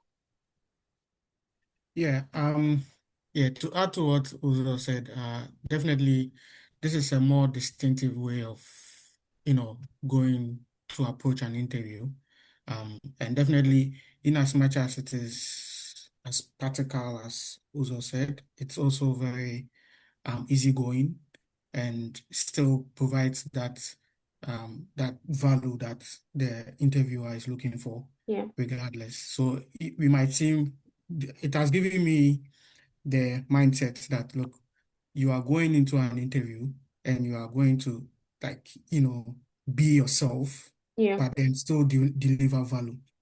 So it's not as tense, or it's not as Okay. I don't know how to put it, but it's not as pressure like Mm. the way we always think it is. Okay. And definitely it's because of where we are coming from, and that's why we think it's like that. But over here, it's more chill. Just go in and just have a conversation about what you know, and then you are pretty much done. So I think that's the kind of mindset that I've gotten from this, and it really helps. Okay. Thank you, Emmanuel. Thanks for sharing that. John? Oh, I haven't been able to present today, but my key takeaway was today's session helped us to be more human and be able to create rapport with the interviewers so that we don't sound like robots. Yeah. And they're going to have a different perception of you when you're more human-like and you don't feel like you've rehearsed on it. It comes natural to you. Appreciate the feedback. Well done, John. Yeah, John, I didn't see your camera, so I assumed, and I didn't see your done. So I assumed you're very ready. But guys, you're all gonna present. You're probably gonna be tired of me with presentation. No one is gonna escape presentation, and that's the beauty of this session. No one's gonna escape it. So we all have to go through it. That's the process. That's always been the process. But thank you all so much for your feedback. I'd like you guys to give us some feedback on Google as well. This is going to help me keep my job here at Sing Skills. So if you guys could do me a favor and help Tayo keep her job here. So I'll just drop the link. Uzo is there about to smile like Tayo. What do you mean? Yeah, I'm correct because I might lose my job if no one knows what the hell is happening in these sessions and they can't really say, okay, Tayo, what are you giving to the guys? Are they actually getting value in there? So I would really appreciate your feedback. Tim, please jump on, use the link on there, jump on there, just give us what you thought about today's session, how that's helped you in whatever way to think about interviews, the confidence so far. I would love to hear from you all, and there may be one or two things, one or two rewards for anyone. But guys, I wanna, there's like how many of us on this call? There's about 12 of us on this call. So I'd really appreciate it. Operation Help Tayo keep her job at Sync Skills. All right, cool. Bisola, you had your hand up. Yes. Angela, I'll talk to you very soon, darling. Yes, for me is the approach. Like it's something we like maybe like overlook. Like you think you can, all of these things, you can say it, but the approach for me was very, very, very satisfying. Thank you so much, Tayo, for putting this together. Although it's not perfect here, but I know that with time, like, yeah. 100. Thank you. 100%. And that's why it's a progressive information. I want to layer it. I don't want to rush anything. I just want to make sure we're all feeling hyper confident about the journey ahead. So that's my goal. That's my objective. Great. Angela. Hi, good evening, everyone. Hello. Hi. I would say I joined really late, but Yes, you did. uh still I'm at work. We'll finish in tomorrow afternoon. Okay. So I would say I've really learned a lot because when you brought up the Obama thing, it's like I'm like, yeah, Angela, mostly I rush in communication. And when you said before you finish your conversation and you rush, Yeah. before someone who grabs the other part, it's like you are gone and they are like, we are lost. What is she even saying? And then I'm like, okay, yeah. So that one got into me. So my take home is, Angela, don't talk like, as John said, as a robot. Talk like a human. Yeah. Like, take your time. And sometimes I think because when we get to the interview room, we are like, we've like chew the thing and we just want to be bam bam bam. We don't talk like naturally. Yeah. So we get to like, I want to just get down, stand up from this hot seat. It's like a hot seat for us. Yeah. It's Sorry, not like Baba. a Sorry, Baba. conversation. Sorry, Baba. Like a conversation. So I've really, my take home is that take your time. Spell out like they are humans sitting there. Just Yeah. have a conversation naturally, let it flow. As Juliet, and I really applaud Juliet, like the way Juliet was letting it flow. I'm like, Angela, you need to. I really learned from that as well. And the other one is what you just did with Bernard right now when he put everything together. Yeah. The way you were able to just quickly figure it and then you were able to get a new phrase of sentence for him. I was like, yeah, how did Tayo get all the English sentences again? So I'm like, okay, probably because she's practicing, it just comes out naturally. Yeah. So I think practice will help Angela here. I need to practice more. And the reason why I raised my hand is I wanted to ask if all the templates all the slides that you were showing will be put and the assessment that we have to do also will be put for us so that we know what we are doing. Yeah. Absolutely. It would be very like instructional. It will all sit in a doc. I won't overwhelm you with all of the doc right now. There's only three things you will receive. You'll receive this pack, this slide that I've just used. And then you can read that as well. And as you're watching this video, prepare your own deck.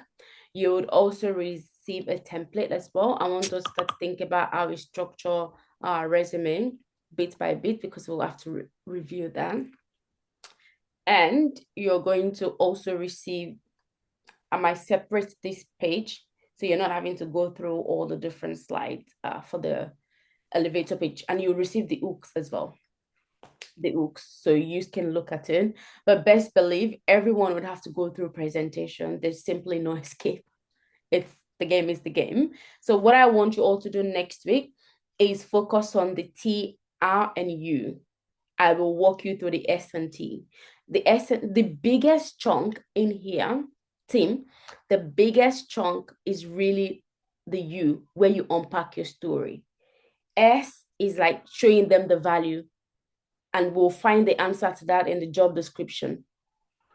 And the last T is just like you showing them who you are outside of work, but we're connecting it. And I've got something exciting to show you all next week as well. There's different version on how you could do this. Maybe I should tease it in case someone decides not to show up next week. Should I tease this? Maybe that's going to encourage you all to help me keep my job. Let me tease this very quickly, okay? Let me tease this. There's something that I'm going to also teach you all next week, and this is it.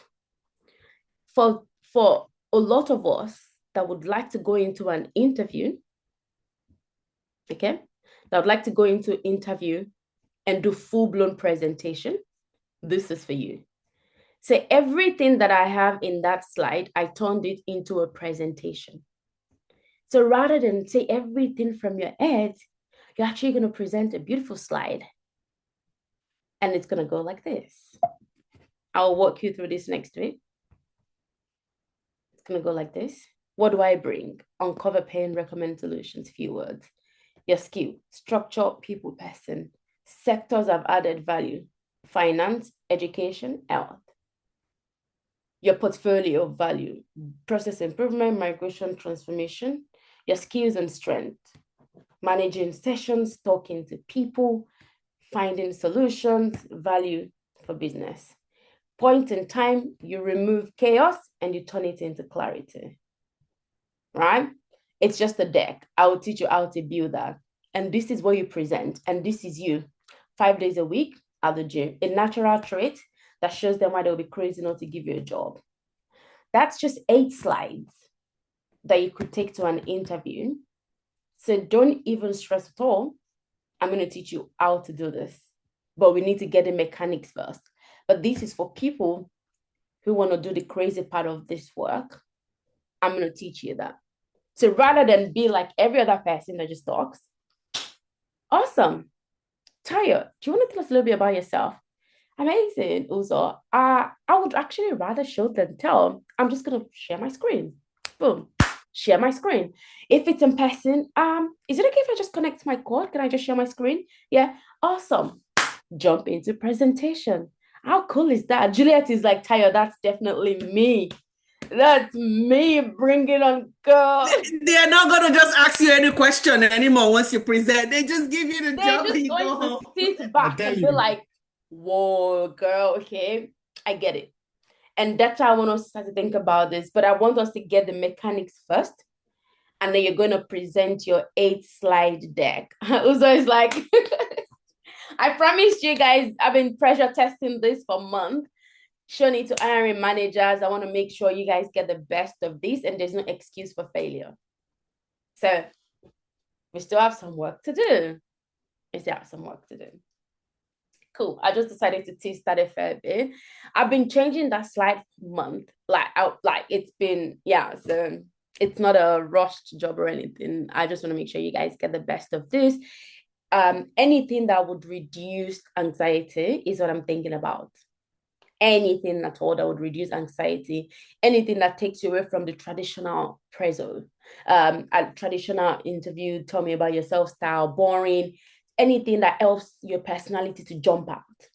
So that's how we're creatively thinking about it. Are you guys excited about that? Or is it just me?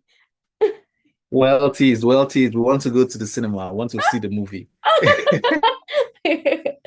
That's great. That's great. Amazing. Amazing. Thanks, guys. You guys have been absolutely interactive. This is what makes this session really great. Please, you're going to get all of your tasks. Please do it, please. Because when you come next week, I can even do 2 rounds of going through these role plays with you. So please do the T, R, and U, the true, and then the S and T. I will walk you through it. And if you want to give it a try, you're welcome. I will share the slide anyway, but you don't have to. If you want to, you're welcome to do it, but I will still explain it and do it. And I will review every single person present. Like, you all have to present, bring in more energy, watch this session again, and let's go and get the bag. But other than that, I'm going to leave you to do it. Thank you all for your time. It has been an absolute pleasure going on this journey with you, and I will see you all next week. Cool, it's amazing, Awesome. amazing. Thank you. Thanks, guys. Bye, everyone. Bye. Bye. Bye, everyone. Bye, everyone.